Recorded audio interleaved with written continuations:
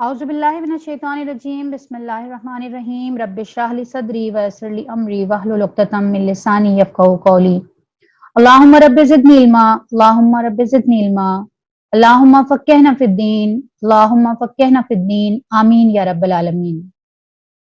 کل ہم نے جہاں پہ روکا تھا وہ سلسلہ تھا جنگ احد کا نا، اور اللہ تعالیٰ اس کا ذکر کرتے ہوئے بتا رہے تھے کہ اللہ کا تو وعدہ تھا کہ اللہ تعالیٰ اس کے اندر مدد کرے گا اور فرشتوں سے مدد کرے گا، تو پھر یہ شکست کیوں ہوئی؟ تو اللہ نے کیا کہا کہ شکست اس لیے ہوئی کہ تم میں جو لوگ مقابلے کے دن پیٹھ پھیر گئے تھے ان کی اس لغزش کا سبب یہ تھا کہ ان کی بعض کمزوریوں کی وجہ سے شیطان نے ان کے قدم ڈگمگا دیے تھے۔ اللہ نے انہیں معاف کر دیا، اللہ بہت درگزر کرنے والا اور بردبار ہے۔ یہ بات کل بھی ہم نے کی تھی کہ دراصل ان کی کمزوری تھی، ان کے اندر کمزوری تھی جس کی وجہ سے شیطان نے ان کو ڈگمگا دیا، اور شیطان انسان کی ہر کمزوری سے واقف ہوتا ہے، اسے پتہ ہوتا ہے کہ اس کی کس بات کے اوپر یہ ڈگمگا جائے گا اور کہاں سے ضرب لگانی ہے۔ تو یہی ہوا۔ پھر اس کے بعد لیکن اللہ تعالیٰ نے کہا کہ کیونکہ اس کے اندر بہت ہی اللہ کے نبی صلی اللہ علیہ وسلم کے بہت جید صحابہ شامل تھے اس غلطی کے اندر، اور جو احد میں واپس لوٹنے کے لیے نکل پڑے تھے اور اپنے آپ کو بچانے لگے تھے، تو اس کے اندر اللہ تعالیٰ نے کہا کہ میں نے ان سب کو معاف کر دیا، تو اب وہ قابل گرفت نہیں ہے، آپ بھی ان کو معاف کر دیں۔ اے لوگوں جو ایمان لائے ہو، کافروں کی سی باتیں نہ کرو جن کے عزیز و اقارب اگر کبھی سفر پر جاتے ہیں یا جنگ میں شریک ہوتے ہیں اور وہاں کسی حادثے سے دوچار ہو جاتے ہیں تو وہ کہتے ہیں کہ اگر وہ ہمارے پاس ہوتے تو نہ مارے جاتے اور نہ قتل ہوتے۔ اب یہ کیا ہوا؟ کیونکہ اتنی بڑی تعداد کے اندر یہاں پہ شہید ہوئے تھے مسلمان، 70 مسلمان جو ہے وہ شہید ہوئے تھے۔ ہم اب بھی جاتے ہیں احد پہاڑ کے اوپر تو ہم دیکھتے ہیں کہ وہاں پہ 70 شہداء کی قبریں ہیں نا، اور اللہ کے نبی صلی اللہ علیہ وسلم کے عزیز ترین چچا جو ہے امیر حمزہ بھی اسی میں شہید ہوئے تھے، اور یہ ساری سچویشن ہی بالکل بدل گئی تھی۔ تو ایسے میں کیا ہوا کہ ہر گھر کے اندر کوئی نہ کوئی ایک یا دو یا تین شہید ہوئے، تو ہر گھر ہی دکھی تھا، ہر ایک کو تکلیف میں تھے۔ تو جو دوسرے لوگ تھے، منافقین تھے، جو آدھے راستے سے واپس آ گئے تھے یا جو گئے ہی نہیں تھے، انہوں نے کیا کہا؟ انہوں نے کہا اگر ہمارے پاس تم رہتے، دیکھو ہم بچ گئے، ہم تو قتل نہیں ہوئے نا، نہ ہم مارے گئے، تو تم لوگ اگر ہمارے پاس ہوتے تو تم نہ مارے جاتے اور نہ قتل ہوتے۔ اللہ اس قسم کی باتوں کو ان کے دلوں میں حسرت واندہ بنا دیتا ہے، ورنہ دراصل اصل میں مارنے اور جلانے والا یعنی زندگی دینے والا اور مارنے والا تو اصل میں اللہ ہے۔ یہ تو اللہ تعالیٰ ان کو کہتا ہے کہ تم جو یہ بات کرتے ہو کہ نہ جاتے تو نہ مرتے، زندگی دینا اور موت دینا تو اللہ ہی کا کام ہے، اور تمہاری تمام حرکات پر وہی نگران ہے۔ اگر تم اللہ کی راہ میں مارے جاؤ یا مر جاؤ تو اللہ کی جو رحمت اور بخشش تمہارے حصے میں آئے گی وہ ان ساری چیزوں سے زیادہ بہتر ہے جنہیں یہ لوگ جمع کرتے ہیں، اور خواہ تم مرو یا مارے جاؤ، بہرحال تم سب کو سمٹ کر اللہ ہی کی طرف جانا۔ یعنی اگر ابھی نہ مرے تو پھر تھوڑے عرصے بعد مر جاؤ گے، موت تو آنی ہی ہے، لیکن جو لوگ اللہ کی راہ میں مارے جائیں گے ان کو جو کچھ ملے گا اس کو وہ تو تم سوچ بھی نہیں سکتے۔ حدیث میں آتا ہے کہ اللہ کے رسول صلی اللہ علیہ وسلم فرماتے ہیں کہ کوئی شخص ایسا جو دنیا سے جانے کے بعد واپس آنے کی تمنا نہیں کرے گا، جو جنت میں جائے گا وہ کبھی بھی واپس نہیں آنا چاہے گا سوائے شہید کے۔ کہ اللہ تعالیٰ کیونکہ شہیدوں کے لیے ابھی آگے بھی اللہ فرماتا ہے نا، اور پیچھے بھی ہم پڑھ کے گئے کہ اللہ کہتا ہے کہ تم ان کو مردہ نہ سمجھو، یہ اللہ اپنے رب کی طرف سے رزق پا رہے ہیں اور جنت میں ہیں۔ روایات سے پتہ چلتا ہے کہ جو شہید ہو جاتے ہیں ان کی روحوں کو اللہ تعالیٰ سب پرندوں کی شکل میں جنت کے اندر چھوڑ دیتا ہے، اور وہ سب طوطوں کی شکل میں، پرندوں کی شکل میں ہر طرف اڑتے پھرتے ہیں اور کھاتے پیتے رہتے ہیں۔ اور پھر اللہ تعالیٰ ان سے پوچھتا ہے کہ تمہیں کچھ اور چاہیے، خوش ہو تم؟ تو وہ کہتے ہیں اللہ ہم بہت خوش ہیں، بہت خوش ہیں۔ اللہ کہتا ہے کچھ اور چاہیے؟ وہ کہتے ہیں نہیں اللہ ہم بہت خوش ہیں۔ پھر اللہ کہتا ہے پھر بھی کچھ اور چاہیے؟ تو وہ کہتے ہیں کہ ہاں اگر دے سکتے ہو اللہ تعالیٰ تو ہمیں دنیا میں واپس بھیج دو، اور پھر ہم دوبارہ تمہاری راہ میں شہید ہوں، اللہ کی راہ میں شہید ہوں، اور پھر واپس ہمیں اسی شہادت کی موت سے جنت کا استقبال ملے۔ کیونکہ جب شہید ہوتے ہیں تو وہ جو شہادت کے وقت کی جو لذت ہوتی ہے ان کی، اور وہ جو ان کا عزت اور اکرام ہوتا ہے، جنت میں آنے پہ استقبال ہوتا ہے، وہ کسی کا بھی نہیں ہوتا۔ تو سوائے شہید کے کوئی بھی واپس دنیا میں آنے کی تمنا نہیں کرتا۔ تو اللہ کہتا ہے تمہیں تو پتہ ہی نہیں ہے کہ وہ جو رحمت اور بخشش ان کے حصے میں آئے گی وہ تو تم سوچ بھی نہیں سکتے، اور وہ ان سب چیزوں سے بہتر ہے جنہیں وہ جمع کرتے ہیں۔ اے پیغمبر صلی اللہ علیہ وسلم، یہ اللہ کی بڑی رحمت ہے کہ تم ان لوگوں کے لیے بہت ہی نرم مزاج واقع ہوئے، ورنہ اگر کہیں تم تند ہو اور سنگ دل ہوتے، یعنی تمہاری زبان سخت ہوتی، تمہارا لہجہ کڑوا ہوتا اور تو تمہارا دل سخت ہوتا، تو یہ سب کے سب تمہارے گرد و پیش سے چھٹ جاتے۔ پتا کیا چلا کہ ایک تو یہ کہ جس کی بھی زبان میٹھی ہوگی، جس کا بھی اخلاق اچھا ہوگا، لوگ اس کے گرد خود بخود جمع ہوں گے۔ اگر لوگوں کا گرویدہ بننا ہے، لوگوں کو اپنا بنانا ہے، لوگوں کو اپنے قریب کرنا ہے، تو سب سے پہلے اپنی زبان کو میٹھا کرنا ہوگا، اپنے اخلاق کو اچھا کرنا ہوگا، اپنے دل کو نرم کرنا ہوگا، کوتاہیوں پر، غلطیوں پر معافی دینی ہوگی۔ دوسرا کیا پتا چلا کہ اللہ کی طرف سے یہ نبی صلی اللہ علیہ وسلم کے اوپر ایک بہت بڑا انعام تھا کہ وہ زبان کے بہت نرم، دل کے بہت نرم اور بہت ہی اخلاق میں اعلیٰ تھے، جیسے اللہ تعالیٰ خود فرماتا ہے نا سورہ نون کے اندر، سورہ قلم کے اندر کہ اِنَّکَ لَعَلیٰ خُلُقٍ عَظِیمٍ، کہ آپ تو اخلاق کے اعلیٰ مرتبے پر فائز ہیں۔ اور اللہ کے رسول صلی اللہ علیہ وسلم کا خود بھی قول ہے، حدیث ہے کہ میں مکارم اخلاق کی تکمیل کے لیے بھیجا گیا ہوں، یعنی میں تمہیں سکھانے کے لیے بھیجا گیا ہوں کہ بہترین اخلاق کیا ہوگا۔ اور اسی طرح سے ایک اور حدیث میں آتا ہے کہ حضرت ام سلمہ کا سوال تھا، یا رسول اللہ، ایک عورت جس کی دنیا کے اندر بہت سارے شوہر ہوں گے، یعنی ایک شوہر کی ڈیتھ ہو جائے اور پھر دوسرا نکاح کر لے یا طلاق لے کے دوسری جگہ شادی کر لے، 2 اور 3 شوہر ہوں گے، تو وہ آخرت کے اندر کس شوہر کے ساتھ ہوگی؟ تو اللہ کے رسول صلی اللہ علیہ وسلم نے فرمایا کہ ام سلمہ، اس کو اختیار دیا جائے گا وہ کس کے ساتھ رہے، اور وہ اس کے ساتھ رہے گی جس کا اخلاق سب سے اچھا ہوگا، چاہے وہ شوہر درجے میں کم ہو، اور عورت اگر اچھی والی جنت میں ہوگی، اوپر والی جنت میں ہوگی، تو اس کے شوہر کو صرف اس وجہ سے کہ اس عورت نے اس کو چنا ہوگا، اس کو اوپر والی جنت میں بھیج دیا جائے گا۔ تو اللہ کے رسول صلی اللہ علیہ وسلم نے فرمایا کہ اے ام سلمہ، اخلاق والے جنت لوٹ کے لے گئے، یعنی اخلاق کی بنا کے اوپر اللہ تعالیٰ ان کو جنت میں بھیج دیں گے۔ تو اللہ تعالیٰ یہاں پہ بھی یہی کہہ رہے ہیں کہ ان کے قصور معاف کر دو، تم بہت نرم دل ہو، تم اگر سنگ دل ہوتے تو یہ سب کے سب تمہارے پاس سے ہٹ جاتے۔ اب انہوں نے غلطی کی ہے، بہت بڑی غلطی کی ہے، لیکن اس کے باوجود تم ان کے قصور معاف کر دو اور ان کے حق میں دعائے مغفرت کرو، اور دین کے کام میں ان کو بھی شریک مشورہ رکھو۔ پھر جب تمہارا عزم کسی رائے پر مستحکم ہو جائے تو اللہ پر بھروسہ کرو۔ اللہ کو وہ لوگ پسند ہیں جو اسی کے بھروسے پر کام کرتے ہیں۔ اللہ تمہاری مدد پر ہو تو کوئی طاقت تم پر غالب آنے والی نہیں، اور وہ تمہیں چھوڑ دے تو اس کے بعد کون ہے جو تمہاری مدد کر سکتا ہے؟ بس جو سچے مومن ہیں ان کو اللہ ہی پر بھروسہ کرنا چاہیے۔ کسی نبی کا کام یہ نہیں ہو سکتا کہ وہ خیانت کرے، اور جو کوئی خیانت کرے تو وہ اپنی خیانت سمیت قیامت کے روز حاضر ہو جائے گا۔ پھر ہر متنفس کو اس کی کمائی کا پورا پورا بدلہ مل جائے گا اور کسی پر کچھ ظلم نہیں ہوگا۔ ہوا کیا کہ جب ان لوگوں کو اللہ کے نبی صلی اللہ علیہ وسلم نے تیر اندازوں کو بٹھایا کہ تم لوگ یہاں سے ہلنا مت، اور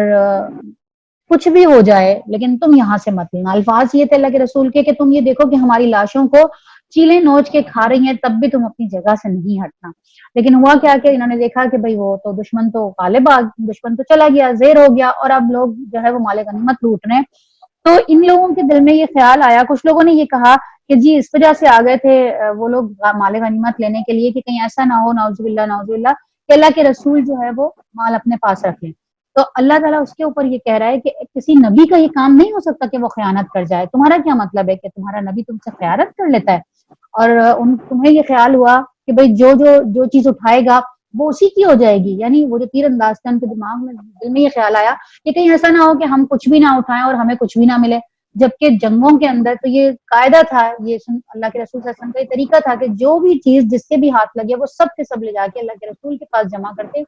اور پھر اس کے اندر سے 5واں حصہ اللہ کے رسول اللہ کے نام کا نکالا جاتا ہے، اور پھر اس کے بعد باقی سب کو بانٹ دیا جاتا ہے۔ تو اللہ نے کہا کہ یہ کیسے ہو سکتا ہے کہ جو شخص ہمیشہ اللہ کی رضا پر چلنے والا ہو وہ اس شخص کے سے کام کرے جو اللہ کے غضب میں گر گیا ہو اور جس کا آخری ٹھکانہ جہنم ہو، جو بدترین ٹھکانہ ہے۔ یعنی اس طرح کے ظلم کرنے والے لوگ تو وہ ہوتے ہیں جو جہنمی ہوتے ہیں۔ تم نے یہ کیسے سوچ لیا کہ جو اللہ کی رضا پر چلنے والا تمہارا رسول ہے وہ اس طرح کا کوئی کام کرے گا؟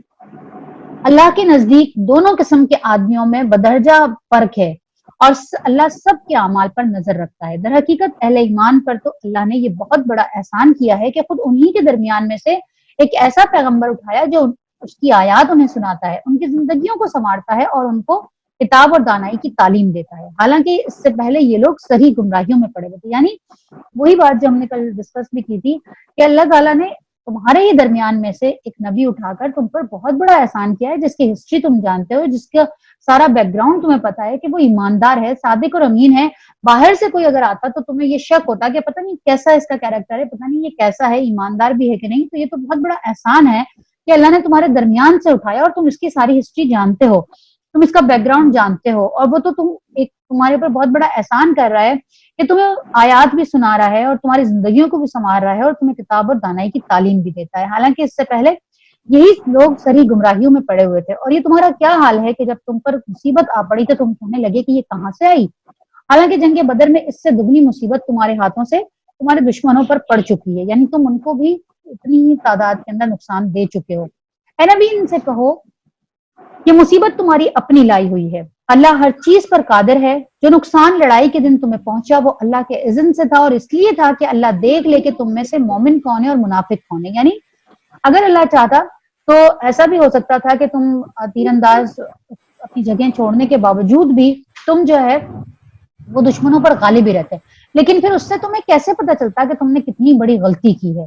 اللہ کے ہی حکم سے تمہیں یہ نقصان اٹھانا پڑا اس وجہ سے کہ تم نے غلطی کی تھی، تو تمہاری غلطی کی فوراً پکڑ ہوئی تاکہ آئندہ کبھی ایسا ہو کہ تمہارا نبی تمہیں کوئی حکم دے تو تم اس حکم سے روگردانی نہ کر سکو.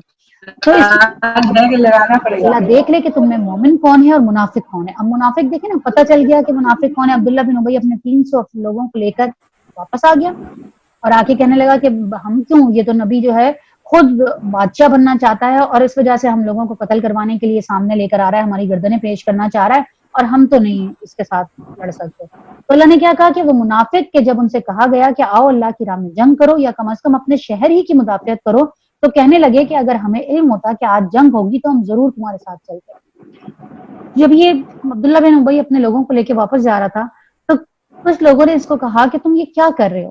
اگر ایسا نہیں ہوگا کہ اگر یہ کافر آئیں گے اور یہ سارے کے سارے تمہارے اوپر قابو پا لیں گے اور اگر ہمیں انہوں نے ہرا دیا تو صرف ہم ہی لوگ تو نقصان نہیں اٹھائیں گے نا، بلکہ یہ لوگ تو سارے کے سارے مدینہ کے اندر آ جائیں گے، تمہاری خود اپنی گھر کی بہن بیٹیاں بھی باندیاں بن جائیں گی، تم خود زہر ہو جاؤ گے، غلام ہو جاؤ گے. تو تم کم از کم اگر چلو ہمارے ساتھ نہیں لڑ رہے تو مدینے کا تو دفاع کرو، کم از کم مدینے کے بارڈر کے اوپر تو کھڑے ہو جاؤ کہ تم یہاں تک ان کو روک سکو. لیکن پھر انہوں نے کیا کہا، وہ کہنے لگا کہ کچھ بھی نہیں ہوگی لڑائی، یہ تو صرف ایسے ہی نورا کشتی ہونے جا رہی ہے، کوئی لڑائی شڑائی نہیں ہوگی، یہ سب ایک ہی ہیں، یہ نبی جو وہیں سے آئے ہیں، مکہ سے ہی آئے ہیں اور جو ابھی بھی آ رہے ہیں یہ سب ملے ہوئے ہیں، یہ صرف ہمیں بیوقوف بنا رہے ہیں، نعوذ باللہ. یہ بات جب وہ کہہ رہے تھے اس وقت وہ ایمان کی بنسبت کفر کے زیادہ نزدیک تھے. وہ اپنی زبانوں سے وہ باتیں کہتے ہیں جو ان کے دلوں میں نہیں ہوتی اور جو کچھ وہ دلوں میں چھپاتے ہیں اللہ اس سے واقف ہے. اور یہ وہی لوگ ہیں جو خود تو بیٹھے رہے اور ان کے بھائی بہن جو لڑنے کے لیے گئے اور مارے گئے تو ان کے متعلق انہوں نے کہہ دیا کہ اگر وہ ہماری بات مان لیتے تو کبھی نہ مارے جاتے. ان سے کہو اگر تم اپنے قول میں سچے ہو تو خود تمہاری موت جب آئے تو اسے ٹال کر دکھانا. کہ یعنی چلو ٹھیک ہے کہ وہ تمہارے جو بھائی بن گئے اور مر گئے ان کی موت تم روک سکتے تھے تو تم اپنی ہی موت کو روک کے دکھا دینا ذرا اگر تم سچے ہو. اور جو لوگ اللہ کی راہ میں قتل ہوئے انہیں مردہ نہ سمجھو، وہ تو حقیقت میں زندہ ہیں اور اپنے رب کے پاس سے رزق پا رہے ہیں. تو اللہ تعالیٰ فرماتا ہے جو لوگ اللہ کی راہ میں قتل ہوئے انہیں مردہ نہ سمجھو، وہ تو حقیقت میں زندہ ہیں، اپنے رب کے پاس رزق پا رہے ہیں، جو کچھ اللہ نے اپنے فضل سے انہیں دیا ہے اس پر خوش اور خرم ہے. مطمئن ہے کہ جو اہل ایمان ان کے پیچھے رہ گئے اور ابھی وہاں نہیں پہنچے ان کے لیے بھی کسی خوف اور رنج کا موقع نہیں ہے. وہ اللہ کے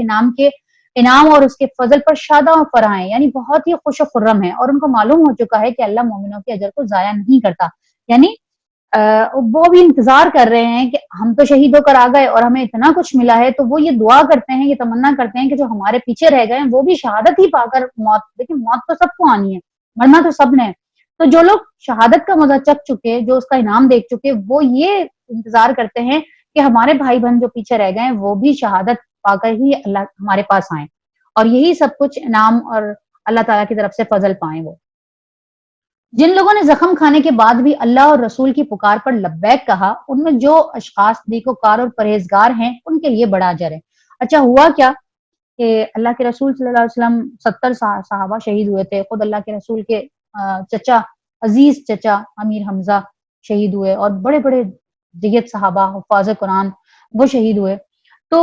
بہت تکلیف میں تھے یہ لوگ، اور جو بچے ہوئے تھے وہ بھی بڑی بری زخمی حالت کے اندر تھے، بہت ہی برے حالات تھے ان کے. لیکن پھر کیا ہوا کہ اللہ کے رسول صلی اللہ علیہ وسلم، کچھ روایات کے اندر آتا ہے کہ ان لوگوں نے اپنے جو بھی اسلحہ وغیرہ تھا، جو بھی زرہ تھی، وہ اتار دی. تو تھوڑی دیر کے بعد جبریل علیہ السلام آئے اور آگے کہنے لگے، یا رسول اللہ یہ کیا، آپ لوگوں نے اپنے اوزار اتار دیے، اپنا اسلحہ اتار دیا، ہم نے تو نہیں اتارا. یعنی جو ہم فرشتوں کی فوج آپ کے ساتھ تھی تو ہم نے تو نہیں اتارا، ہمیں تو ابھی دشمنوں کا پیچھا کرنا ہے. ہوا یہ تھا کہ اللہ تعالیٰ نے ابو سفیان اور خالد بن ولید ان کے دلوں کے اندر وقتی طور پہ خوف ڈال دیا تھا، لیکن ان کو یہ تو تھا نا کہ تھوڑا سا آگے جانے کے بعد ان کو یہ خیال آ جاتا کہ یہ ہم نے کیا کیا. اس وقت تو مسلمان اتنی کمزور حالت میں تھے، اتنے لوگ تو ان کے شہید ہو چکے اور اتنے وہ مرال ان کا ڈاؤن ہو چکا کہ ہم تو چاہتے تھے ان سب کو ختم کر چکے تھے، یہ ہم نے کیا کیا. تو وہ تھوڑا سا آگے جانے کے بعد واپس بھی آ سکتے تھے. تو حضرت جبریل نے آ کے کہا کہ یا رسول اللہ ان کا تو پیچھا کرنا ہے، ان کو یہ خیال آئے گا اور وہ واپس پلٹ کر آئیں گے.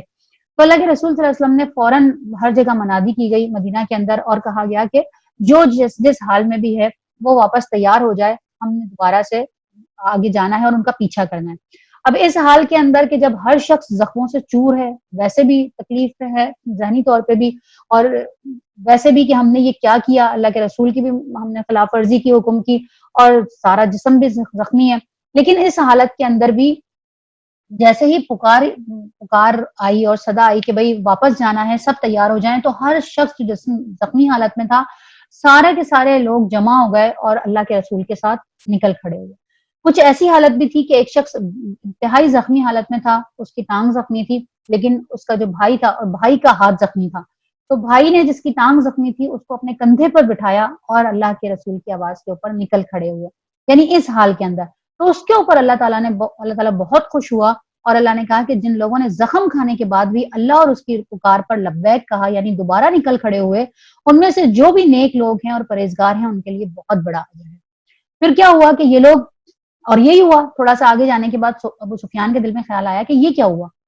میں تو، اور وہ واپس پلٹ آیا. اس نے کہا ہم تو مسلمانوں کو ختم کر سکتے تھے. وہ واپس پلٹنے لگا تو ایک تاجر جو تھا اس کو اس نے کہا کہ تم جا رہے ہو نا تو جا کے مسلمانوں سے کہنا کہ ابو سفیان بہت بڑا لشکر لے کر آ رہا ہے، دوبارہ آ رہا ہے تمہارے اوپر. تو یہ تاجر جو ہے جب یہ آیا تو اس نے دیکھا مسلمان تو خود اپنی جگہ سے نکلے میں، اور وہ ان کو رستے میں ملے. تو اللہ کے رسول صلی اللہ علیہ وسلم کو ان کو دیکھتے ہی اس تاجر نے کہا کہ آپ لوگ تو بہت زخمی حالات میں، اور آپ لوگوں کی تو حالت اتنی اچھی نہیں ہے، اور آپ لوگوں کو پتا ہے کہ ابو سفیان تو ایک بہت بڑا لشکر لے کر واپس پلٹ کر آ رہا ہے.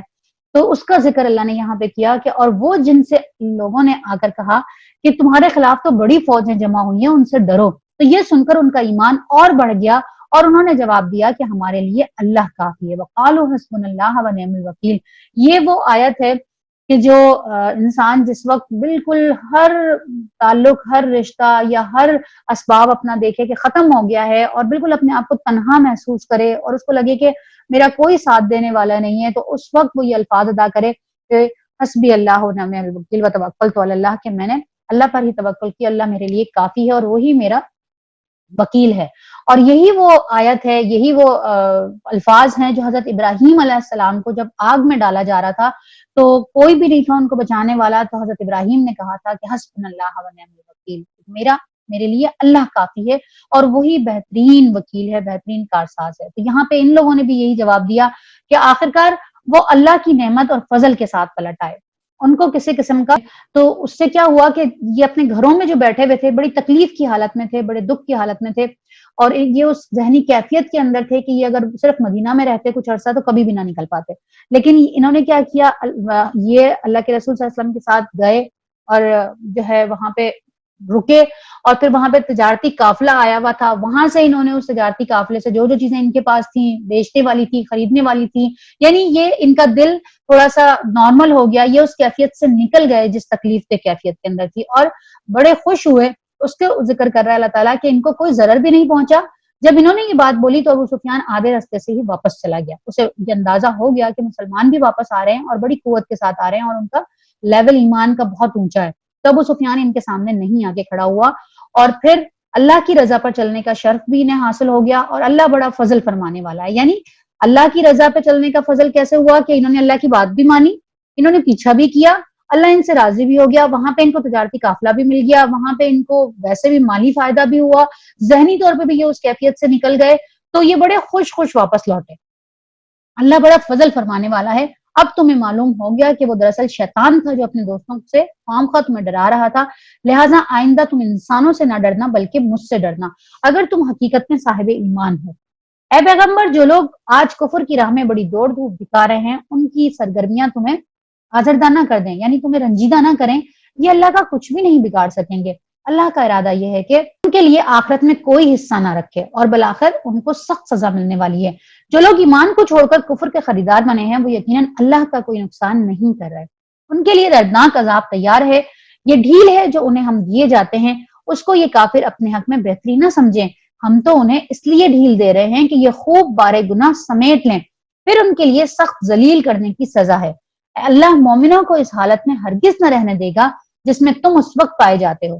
وہ پاک لوگوں کو ناپاک لوگوں سے الگ کر کے رہے گا، مگر اللہ کا یہ طریقہ نہیں کہ تم کو غیب پر مطلع کر دے، یعنی اللہ تعالیٰ اپنی پلاننگ کر رہا ہے اور اللہ کو پتا ہے کہ کس وقت کن لوگوں کو کن سے چھانٹ کے رکھنا ہے، لیکن اللہ کا یہ طریقہ نہیں ہے کہ جو اللہ پلاننگ کر رہا ہے وہ تمہیں بتاتا جائے کہ تم پریشان نہ ہو، میں یہ بھی کر رہا ہوں، میں یہ بھی کر رہا ہوں۔ تمہیں اللہ پر ایمان رکھنا چاہیے کہ اللہ تعالیٰ نے تمہیں اکیلا نہیں چھوڑا ہے۔ غیب کی باتیں بتانے کے لیے تو اپنے رسولوں میں سے جس کو چاہتا ہے چن لیتا ہے، منتخب کر لیتا ہے، لہٰذا امور غیب کے بارے میں اللہ اور اس کے رسول پر ایمان رکھو۔ اگر تم ایمان اور خدا ترسی کی روش پر چلو گے تو تم کو بڑا اجر ملے گا۔ جن لوگوں کو اللہ نے اپنے فضل سے نوازا ہے اور پھر وہ بخل سے کام لیتے ہیں، وہ اس خیال میں نہ رہیں کہ یہ بخیلی ان کے لیے اچھی ہے، یعنی اللہ تعالیٰ نے ان کو بہت سا مال دیا ہے، اللہ نے ان کو بہت فراوانی سے رزق دیا ہے، صلاحیتیں دی ہیں، اللہ نے ان کو مال اور اولاد دی ہے، ہر طرح سے ان کو وقت بھی دیا ہے، ہر چیز رزق میں آ جاتی ہے۔ یہ مت سمجھیں کہ رزق کے اندر صرف کھانا پینا یا راشن آتا ہے، رزق کے اندر آپ کی صلاحیتیں، آپ کا وقت، آپ کی اولاد، ہر چیز رزق میں آ جاتی ہے۔ تو اللہ کہتا ہے جن لوگوں کو اللہ نے بہت نوازا ہے اور پھر بھی وہ اللہ کی راہ میں اس وقت کو نہیں لگاتے، بخل سے کام لیتے ہیں، تو وہ اس خیال میں نہ رہے کہ یہ بخیلی ان کے لیے اچھی ہے، نہیں، یہ ان کے حق میں نہایت بری ہے۔ یعنی اللہ تعالیٰ قیامت کے دن جس کو اللہ تعالیٰ نے 100% کوالٹیز دی ہوں گی اس سے سوال بھی 100% کا ہوگا، جس کو اللہ تعالیٰ نے 50% دی ہوگی اس سے سوال بھی 50% کا ہوگا،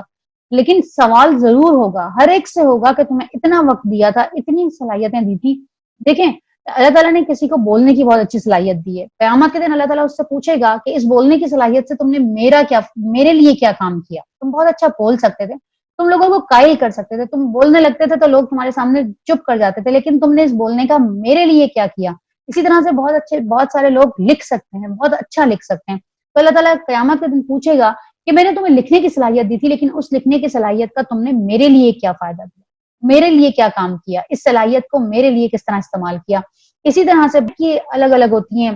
لیکن اللہ تعالیٰ ان سب کے بارے میں پوچھے گا۔ یہ نہ سوچے کوئی کہ میری صلاحیتوں کے بارے میں مجھ سے سوال نہیں ہوگا، اللہ نے یہ صلاحیتیں دی ہیں اس لیے دی ہیں کہ ٹھیک ہے تم ان کو اپنے لیے بھی استعمال کرو، لیکن ان میں اللہ کا حصہ ضرور رکھو۔ تو اللہ تعالیٰ فرماتا ہے کہ جو کچھ یہ ان کے حق میں نہایت بری ہے، اور جو کچھ وہ اپنی کنجوسی سے جمع کر رہے ہیں وہی قیامت کے روز ان کے گلے کا توق بن جائے گا۔ زمین اور آسمان کی میراث اللہ ہی کے لیے ہے، اور جو کچھ تم کرتے ہو اللہ اس سے باخبر ہے۔ اللہ نے ان لوگوں کا قول سنا جو کہتے ہیں اللہ فقیر ہے اور ہم غنی ہیں، ان کی اس بات کی باتیں ہم لکھ لیں گے، اور اس سے پہلے جو پیغمبروں کو ناحق قتل کرتے رہے ہیں وہ بھی ان کے نامہ اعمال میں لکھا ہوا ہے۔ یعنی جب ان سے کہا جاتا تھا کہ جو غریب اور غربا لوگ ہیں ان کی مدد کرو، ان کو کچھ دو، تو وہ کہتے تھے کہ اور اللہ کو قرض حسنہ دو، تو وہ کہتے تھے اللہ غریب ہے، فقیر ہے جو ہم سے مانگتا ہے، اور ہم اتنے غنی ہیں، ہم اتنے دولت مند ہیں کہ اللہ ہم سے مانگ رہا ہے۔ تو اللہ اس بات پہ کہہ رہا ہے کہ ہم یہ بات لکھ لیں گے، بہت بڑی بات ہے، اور جو پیغمبروں کو ناحق قتل کرتے رہے وہ بھی ان کے نامہ اعمال میں لکھا ہوا ہے۔ جب فیصلے کا وقت آئے گا اس وقت ہم ان سے کہیں گے کہ لو اب عذاب کا مزہ چکھو، یہ تمہارے اپنے ہاتھوں کی کمائی ہے، اللہ اپنے بندوں کے لیے ظالم نہیں ہے۔ جو لوگ کہتے ہیں اللہ نے ہم کو ہدایت کر دی ہے کہ ہم کسی کو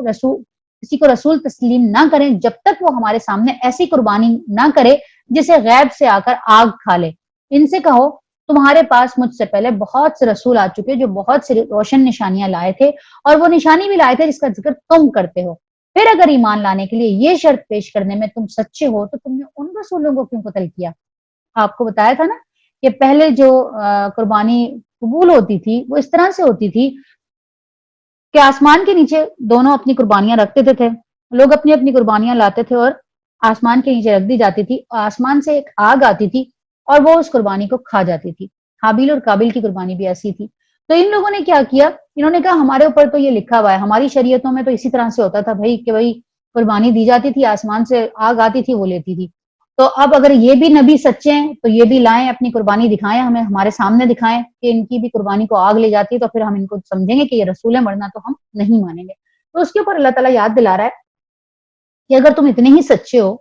اور اتنے ہی تم فرما بردار ہو تو جو نبی یہ نشانیاں دکھا چکے تم نے ان کو کیوں قتل کیا، ان نبیوں کو تم کیسے قتل کر دیتے تھے؟ اب اے محمد صلی اللہ علیہ وسلم، اگر یہ لوگ تمہیں جھٹلاتے ہیں تو بہت سے رسول تم سے پہلے جھٹلائے جا چکے ہیں جو کھلی کھلی نشانیاں اور صحیفے اور روشنی بخشنے والی کتابیں لائے۔ آخرکار ہر شخص کو مرنا ہے اور تم سب اپنے اپنے اپنے پورے اجر قیامت کے روز پانے والے ہو۔ کامیاب دراصل وہ ہے جو وہاں دوزخ کی آگ سے بچ جائے اور جنت میں داخل کر دیا جائے۔ رہی یہ دنیا تو یہ محض ایک ظاہر فریب چیز ہے، یعنی یہ صرف دھوکے کی چیز ہے، تھوڑے عرصے کے لیے ملی ہے، یہ ختم ہو جائے گی۔ اصل میں تو کامیاب شخص وہ ہے جو دوزخ کی آگ سے بچ جائے۔ مسلمانوں تمہیں مال اور جان دونوں کی آزمائش پیش آ کر رہیں گی اور تم اہل کتاب اور مشرکین سے بہت سی تکلیف دہ باتیں سنو گے۔ اگر ان سب حالات میں تم صبر اور خدا ترسی کی روش پر اختیار قائم رہو تو یہ بڑے حوصلے کا کام ہے۔ ان اہل کتاب کو وہ عہد بھی یاد دلاؤ جو اللہ نے ان سے لیا تھا کہ تمہیں کتاب کی تعلیمات کو لوگوں میں پھیلانا ہوگا، انہیں پوشیدہ نہیں رکھنا ہوگا، مگر انہوں نے کتاب کو پس پشت ڈال دیا اور تھوڑی قیمت پر بیچ ڈالا۔ یعنی اہل کتاب کو کتاب دیتے ہوئے یہ وعدہ ہوا تھا، جیسے ہم سے اللہ نے وعدہ کیا ہے کہ تم اس قرآن کو ہر جگہ دنیا میں پھیلاؤ گے، امت وسط لوگوں کو اس کی طرف تعلیم دو گے، ترغیب دو گے، دعوت دو گے اور اس طرف لے کر آؤ گے۔ اسی طرح سے ان سے بھی یہ وعدہ لیا تھا اللہ نے کہ تم کتاب کی تعلیمات کو لوگوں میں پھیلاؤ گے، لیکن انہوں نے کیا کیا، انہوں نے اس کو الٹ کیا اور اپنی مرضی کی چیزیں، لوگوں کی مرضی کی چیزیں ان کو دینے لگے اور تھوڑی سی قیمت پر اسے بیچ ڈالا۔ کتنا برا کاروبار ہے جو یہ لوگ کر رہے ہیں۔ تم ان لوگوں کو عذاب سے محفوظ نہ سمجھو جو اپنے کرتوتوں پر خوش ہیں اور چاہتے ہیں کہ ایسے کاموں کی تعریف انہیں حاصل ہو جو فی الواقع انہوں نے نہیں کیے۔ حقیقت میں ان کے لیے دردناک سزا تیار ہے۔ زمین اور آسمان کا مالک اللہ ہے اور اس کی قدرت سب پر حاوی ہے۔ زمین اور آسمانوں کی پیدائش میں اور رات اور دن کے باری باری آنے میں ان ہوش مند لوگوں کے لیے بہت ساری نشانیاں ہیں جو اٹھتے بیٹھتے لیٹتے ہر حال میں خدا کو یاد کرتے ہیں اور آسمان اور زمین کی ساخت میں غور و فکر کرتے ہیں۔ دیکھیں بار بار اللہ کہتا ہے کہ آسمان اور زمین کی ساخت میں غور و فکر کیا کرو، دیکھا کرو کہ آسمان کتنا بڑا ہے دیکھا کرو کہ یہ آسمان اللہ نے کیسے بنایا ہے، ایک ایکول تمہیں نظر آتا ہے، کہیں سے کوئی ڈینٹنگ پینٹنگ تمہیں نظر نہیں آتی، کہیں سے کہیں نیچے گرا ہوا نظر نہیں آتا، آسمان میں کہیں کوئی رکھنا دیکھتے ہو تم۔ جب کبھی تمہاری نگاہ آسمان کی طرف جائے تو تمہیں اپنے رب کی بڑائی بیان کرنی چاہیے، تمہیں اس کو غور و فکر کرنا چاہیے۔ جب کبھی تم زمین کے اندر دریاؤں کے پاس سے گزرو، جب کبھی میدانوں میں سے گزرو، جب کبھی سمندر کے پاس سے گزرو، جب کبھی پہاڑوں کو دیکھو، جب کبھی درختوں کو دیکھو تو تمہیں اپنے رب کی بڑائی بیان کرنی چاہیے کہ ان سب کا پیدا کرنے والا رب ہے۔ اور اللہ نے کہا کہ کون لوگ، کچھ لوگ اکثر سوال کرتے ہیں کہ کیا ہم لیٹی ہوئی حالت میں ذکر کر سکتے ہیں، کیا ہم ذکر کرنے کے لیے بھی بہت پراپر بیٹھنا پڑے گا ہمیں؟ تو اللہ کہتا ہے نہیں، اللہ کو تو وہ لوگ پسند ہیں جو اٹھتے بیٹھتے لیٹتے ہر حال میں اللہ کو یاد کرتے ہیں، اور اللہ ان کو کہتا ہے عقل مند لوگ، کہ وہ عقل مند لوگ، ان لوگوں کے لیے بہت ساری نشانیاں ہیں جو ہر حال میں اللہ کو یاد کرتے ہیں اور پھر جب غور و فکر کرتے ہیں تو بے اختیار بول اٹھتے ہیں پروردگار یہ سب کچھ تو نے فضول اور بے مقصد نہیں بنایا ہے، تو پاک ہے اس بات سے کہ کوئی بھی ابس کام کرے۔ ابس کا مطلب کوئی فضول کام، ویسٹ، بالکل ٹائم ویسٹنگ جو کام ہوتے ہیں جن کا صرف مقصد ٹائم ضائع کرنا ہوتا ہے۔ تو اللہ تو اس چیز سے پاک ہے کہ تو کوئی بھی ایسا کام کرے جو ٹائم ویسٹنگ کام ہو، جس کا کوئی فائدہ نہ ہو، تو نے ہر چیز فائدہ مند بنائی ہے۔ بس اے ہمارے رب ہمیں دوزخ کے عذاب سے بچا لے۔ یہ بہت پیاری دعا ہے، یہ پھر ایک ربنا والی دعا آ گئی نا کہ اے ہمارے رب ہمیں دوزخ کے عذاب سے بچا لے۔ تو نے جسے دوزخ میں ڈالا در حقیقت بڑی ذلت اور رسوائی میں ڈال دیا، اور پھر ایسے ظالموں کا کوئی مددگار نہ ہوگا۔ مالک ہم نے ایک پکارنے والے کو سنا جو ایمان کی طرف بلاتا تھا اور کہتا تھا کہ اپنے رب کو مانو، ہم نے اس کی دعوت قبول کر لی، پس اے ہمارے آقا جو قصور ہم سے ہوئے ہیں ان سے درگزر فرما اور جو برائیاں ہم میں ہیں انہیں دور کر دے اور ہمارا خاتمہ نیک لوگوں کے ساتھ کر۔ اے رب جو وعدے تو نے اپنے رسولوں کے ذریعے سے کیے ہیں ان کو ہمارے ساتھ پورا کر اور قیامت کے دن ہمیں رسوائی میں نہ ڈال، بے شک تو اپنے وعدے کے خلاف نہیں کرنے والا۔ جواب میں ان کے رب نے فرمایا میں تم میں سے کسی کا عمل ضائع نہیں کرنے والا، خواہ وہ مرد ہو یا عورت، تم سب ایک دوسرے کے ہم جنس ہو. دیکھیں اب یہاں پہ بھی ایک بہت بڑی چیز جو کہ ہمارے ہاں ایک شوشہ دیا ہوا ہے کہ جی عورت کو مرد سے کم درجہ دیا ہے اللہ نے، یا اسلام کے اندر عورت کی کم حیثیت ہے. ایسا ہرگز نہیں ہے. دیکھیں قرآن کیا کہتا ہے، میں تم میں سے کسی کا عمل ضائع کرنے والا نہیں ہوں، چاہے وہ مرد ہو یا عورت. کسی کے بھی مرد ہونے کی وجہ سے اس کو اجر بڑھا کے نہیں دیا جائے گا، عورت ہونے کی وجہ سے اجر کم کر کے نہیں دیا جائے گا، بلکہ ایکول اللہ کی نگاہ میں as a human, as a انسان ایکول ہیں، مرد ہو یا عورت ہو. اسی لیے عورت سے یہ کہا گیا نا کہ تم اپنا دین مردوں کے حوالے مت کرو، تم سے تمہارے دین کے بارے میں تم سے ہی سوال کیا جائے گا. تم یہ نہیں کہہ سکتی کہ میرا شوہر اس کی اجازت نہیں دیتا تھا یا میرا شوہر اس کے اتنا ٹائم نہیں دیتا تھا. تم سے پورا پورا سوال ہوگا. جہاں پہ بات آ جاتی ہے شوہر کی اور اللہ کی، تو وہاں پہ اللہ کی بات ماننا فرض ہے، اور جہاں پہ بات آ جاتی ہے آپ کے اپنے دل کی اور شوہر کی، تو پھر وہاں پہ آپ کو شوہر کی بات ماننے کا حکم دیا گیا. لیکن اللہ کے مقابلے کے اندر شوہر کو کبھی بھی اوپر کا درجہ نہیں دیا جا سکتا. تو اللہ تعالیٰ فرماتا ہے تم سب ایک دوسرے کے ہم جنس ہو، لہٰذا جن لوگوں نے میری خاطر اپنے وطن چھوڑے اور جو میری راہ میں اپنے گھروں سے نکالے گئے اور ستائے گئے اور میرے لیے لڑے اور مارے گئے، ان کے سب قصور میں معاف کر دوں گا اور انہیں ایسے باغوں میں داخل کروں گا جن کے نیچے نہریں بہتی ہوں گی. یہ ان کی جزا ہے اللہ کے ہاں، اور بہترین جزا اللہ ہی کے پاس ہے. اے نبی صلی اللہ علیہ وآلہ وسلم، دنیا کے ملکوں میں خدا کے نافرمان لوگوں کی چلت پھرت تمہیں کسی دھوکے میں نہ ڈال دے. یعنی تم کہیں ایسا نہ ہو کہ دوسرے ممالک کے اندر تم دیکھو کہ بڑے ترقی کر گئے، بڑا کچھ مل رہا ہے ان کو، بڑا کوئی ان کے اوپر تو بڑے اللہ کے انعامات ہو رہے ہیں، یہ تمہیں کسی دھوکے میں نہ ڈالے. یہ محض چند روزہ زندگی کا تھوڑا سا لطف ہے، پھر یہ سب جہنم میں جائیں گے جو بدترین جائے قرار ہے. برعکس اس کے جو لوگ اپنے رب سے ڈرتے ہوئے زندگی بسر کرتے ہیں، ان کے لیے ایسے باغ ہیں جن کے نیچے نہریں بہتی ہیں، ان باغوں میں وہ ہمیشہ رہیں گے. اللہ کی طرف سے یہ سامان ضیافت ہے، یعنی ان کو ویلکم کرنے کا سامان ہے، انہیں خوش آمدید کرنے کا، ان کی مہمان نوازی کرنے کے لیے یہ سامان ہے. اور جو کچھ اللہ کے پاس نیک لوگوں کے لیے ہے وہی سب سے بہتر ہے. اللہ کتاب میں سے کچھ لوگ ایسے ہیں جو اللہ کو مانتے ہیں، اس کتاب پر ایمان لاتے ہیں جو تمہاری طرف بھیجی گئی ہے، اور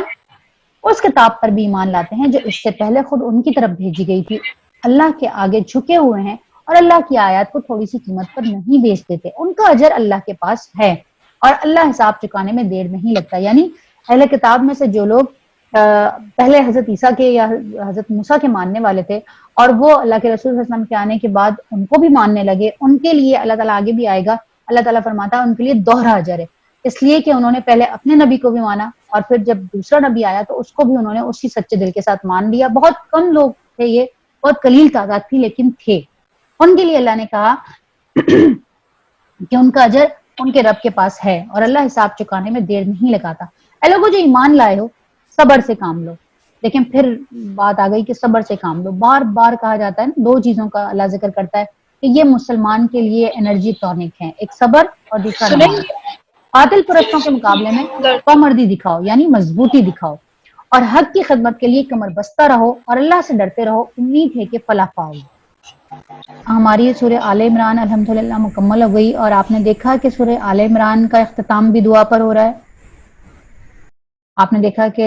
سورہ بقرہ اور سورہ آل عمران کو جو ہم نے کہا تھا کہ یہ دونوں جوڑا ہے، اور اس کی بھی ابتدا الف لام میم سے ہوئی تھی، اس کی بھی ابتدا الف لام میم سے ہوئی تھی. اس کا اختتام بھی ایک بہت خوبصورت دعا کے اوپر ہوا، اس کا اختتام بھی ایک بڑی خوبصورت دعا پہ ہوا.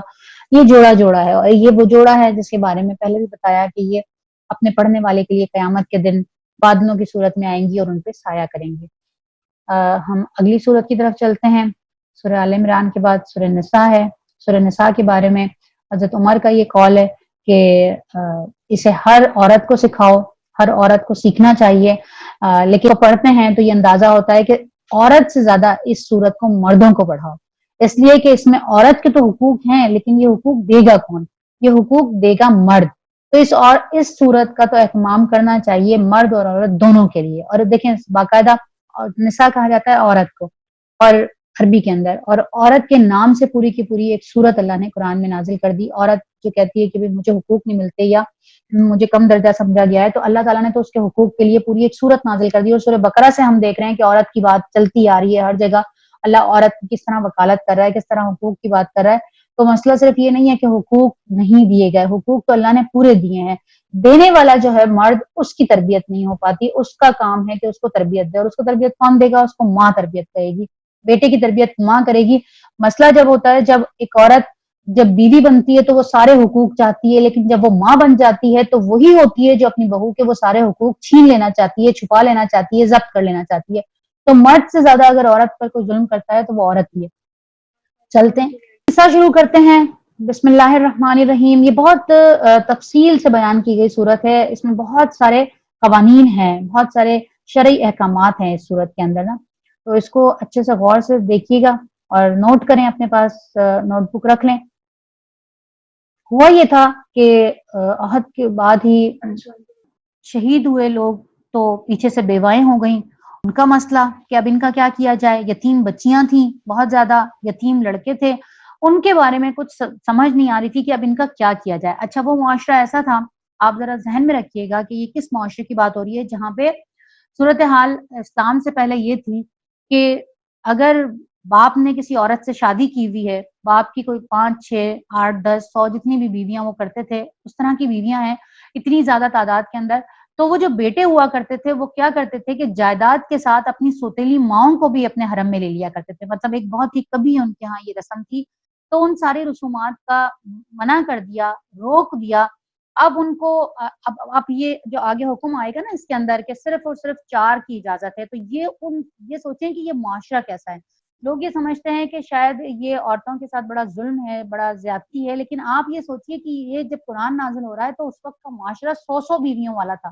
اور وہ بیویاں پھر آگے بیٹوں میں تقسیم ہو جایا کرتی تھی، یعنی اتنی جہالت، اتنی غلاظت اور گندگی والا ماحول تھا۔ اس ماحول کے اندر یہ رکاوٹ لگانا اور یہ احکامات دینا، پابندیاں لگانا، یہ تو روکا گیا تھا، یہ تو بلکہ حکم دیا گیا کہ جس کی 4 سے زیادہ بیویاں ہیں وہ ان سب کو طلاق دے گا اور وہ عورتیں پھر دوسرے مردوں سے شادی کریں گی۔ تو یہ احکامات ایسے معاشرے کے اندر تھے، اور کیسے پھر درجہ بدرجہ اللہ تعالیٰ نے اس ماحول کو ٹھیک کیا، اچھا کیا، پاک کیا، غلاموں سے بھی، باندیوں سے بھی، لیکن جس وقت یہ احکامات آ رہے ہیں وہاں پہ وہ کیا صورتحال تھی یہ بھی ذہن میں رکھیے گا۔ شروع کرتے ہیں، بسم اللہ الرحمن الرحیم۔ یا ایھا الناس اتقوا ربکم الذی خلقکم من نفس واحدۃ وخلق منها زوجها وبث منہما رجالا کثیرا ونساء واتقوا اللہ الذی تساءلون بہ والارحام اللہ کان علیکم رقیبا۔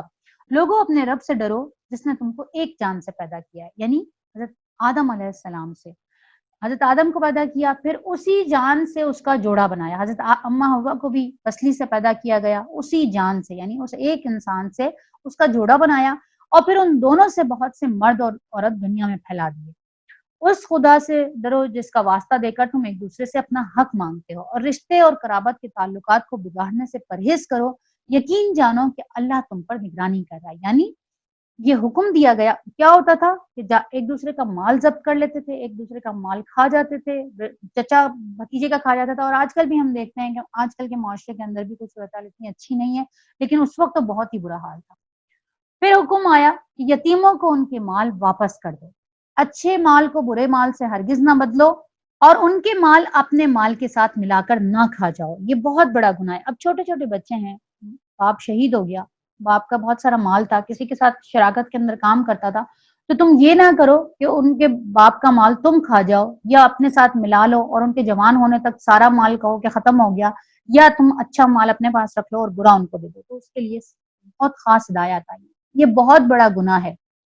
اور اگر تم یتیموں کے ساتھ بے انصافی کرنے سے ڈرتے ہو، یعنی اب وہ یتیم بچیاں ہیں، ان کے ماں باپ جو ان کا جو باپ ہے وہ بہت زیادہ پیسہ دولت یہ سب کچھ چھوڑ کے گیا ہے، اب تمہارے دلوں میں یہ خوف بیٹھا ہوا ہے کہ ان کی شادیاں کہیں اور کر دیں گے ہم، تو پھر ان کی تو مال اور جائیداد بھی کہیں اور چلا جائے گا، یا پھر ان کی شادی نہ کرو اس ڈر سے، مطلب بہت عجیب سی کنفیوزنگ صورتحال تھی۔ تو اس صورتحال میں انہوں نے آ کے اللہ کے رسول صلی اللہ علیہ وسلم سے سوال کیا کہ ہم کیا کریں،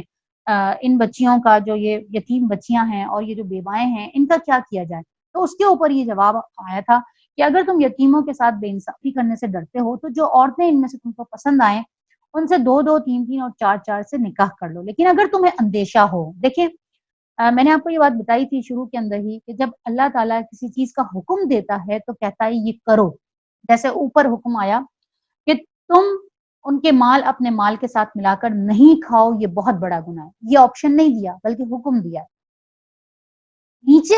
آپشن دے رہا ہے اللہ، لیکن ساتھ ہی اس آپشن کے ساتھ ایک اپنی طرف سے جو تجویز ہے وہ ضرور دیتا ہے۔ آپشن میں اللہ اپنی تجویز ضرور دیتا ہے، حکم میں نہیں دیتا۔ حکم تو بس دے دیا۔ جیسے میں نے بتایا تھا آپ کو کہ جس طرح پیرنٹس کسی چیز کا مشورہ دیتے ہیں، پرمیشن دیتے ہیں کہ بیٹا تم چاہو تو یہ رکھ لو سبجیکٹ، تم چاہو تو یہ کر لو، تم چاہو تو یہ کر لو، لیکن میرا تجربہ یہ کہتا ہے کہ تم یہ کرو، میرے خیال میں تمہیں یہ کرنا چاہیے اگر تم بہتر سمجھو۔ تو جب اللہ تعالیٰ آپشنز دیتے ہیں نا تو اس میں آخری بات کو ضرور دیکھا کریں کہ اللہ کیا کہہ رہا ہے۔ اب یہاں پہ جب بات آئی نا کہ اللہ تعالیٰ کہتا ہے کہ ان عورتوں کے معاملے میں تمہیں خوف ہے کہ تم ناانصافی کرو گے، تو ان میں سے جو عورتیں تمہیں پسند ہیں ان سے 2 3 اور 4 سے نکاح کر لو، لیکن اگر تمہیں یہ ڈر ہوگا کہ تم ان کے ساتھ عدل نہیں کر سکو گے تو پھر تم ایک ہی بیوی رکھو۔ اب دیکھیں آیت ختم نہیں ہوئی، آیت کے درمیان ہی میں، لیکن ہمارے ہاں کیا کانسیپٹ ہے، ہمارے ہاں آیت کا ایک حصہ اٹھا کر بس ہر جگہ اسی کا شور مچا دیا جاتا ہے، اس کے آگے پیچھے کچھ نہیں دیکھا جاتا کہ آگے پیچھے معاملہ کیا تھا، اور اللہ پھر آگے کیا کہہ رہا ہے کہ تم ایک ہی بیوی رکھو یا ان عورتوں کو زوجیت میں لاؤ جو تمہارے قبضے میں آئی ہیں۔ یعنی جو اس زمانے کے اندر لونڈیاں ہوا کرتی تھیں اور وہ ہر ایک کو مل جایا کرتی تھی، تو اللہ کہتا ہے کہ پھر تم بیوی ایک ہی رکھو اور ان لونڈیوں کو اپنی زوجیت میں لے آؤ۔ بے انصافی سے بچنے کے لیے یہ بہت ہی بہترین طریقہ ہے، یعنی اس چیز سے کہ تم بہت ساری بیویاں کر لو اور پھر ان کے ساتھ ناانصافی کرو، اور قیامت کے دن اللہ کے رسول صلی اللہ علیہ وسلم نے فرمایا کہ پھر تم اس حال میں آئے گا، ایک مرد اگر اس نے ایک سے زیادہ بیویاں رکھی ہوں گی اور ان کو آپس میں عدل نہ کیا ہوگا، انصاف نہ کیا ہوگا، تو وہ اس حال میں آئے گا کہ اس کا آدھا دھڑ زمین پہ گرا ہوا ہوگا اور آدھے دھڑ کے ساتھ اس کو اللہ اپنے سامنے پیش کرے گا، یعنی وہ اتنے برے حال میں آئے گا، اور پھر جو اس سے سوال جواب ہوں گے اور جو پوچھ گچھ ہوگی وہ الگ ہے۔ تو یہ کوئی حلوہ نہیں ہے کہ جو کوئی یہ سمجھے کہ بھئی مردوں کے لیے تو بڑا ہی کوئی چارمنگ بات ہے کہ ان کو 4 کی اجازت دے دی۔ یہ بہت بڑا ایک امتحان ہے جس کے اندر مرد اگر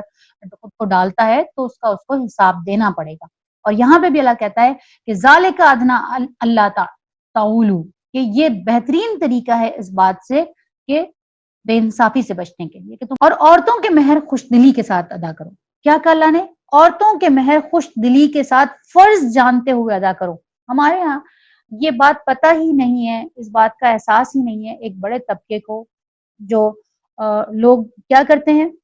پہلے سے یہ سوچ لیتے ہیں کہ رکھ لو جتنا بھی مہر رکھ لو، کون سا دینا ہے۔ اگر کوئی شخص اس نیت کے ساتھ مہر رکھتا ہے کہ وہ اس نے دینا ہی نہیں ہے تو وہ اپنی بیوی کے ساتھ جو تعلق قائم کرتا ہے وہ زنا کا تعلق ہے، یعنی وہ حرام ہے مہر دینے کی نیت سے، یعنی رکھ لو، لاکھ رکھ لو، کروڑ رکھ لو، کون سا میں نے دینا ہے، اس نیت کے ساتھ کوئی نکاح کرے گا تو وہ حرام ہے۔ اللہ نے کیا کہا کہ عورتوں کے مہر خوش دلی کے ساتھ فرض جانتے ہوئے ادا کرو، البتہ اگر وہ خود اپنی خوشی سے مہر کا کوئی حصہ تمہیں معاف کر دیں تو تم اسے مزے سے کھا سکتے ہیں، یعنی تم اس کو چھوڑ دو پھر۔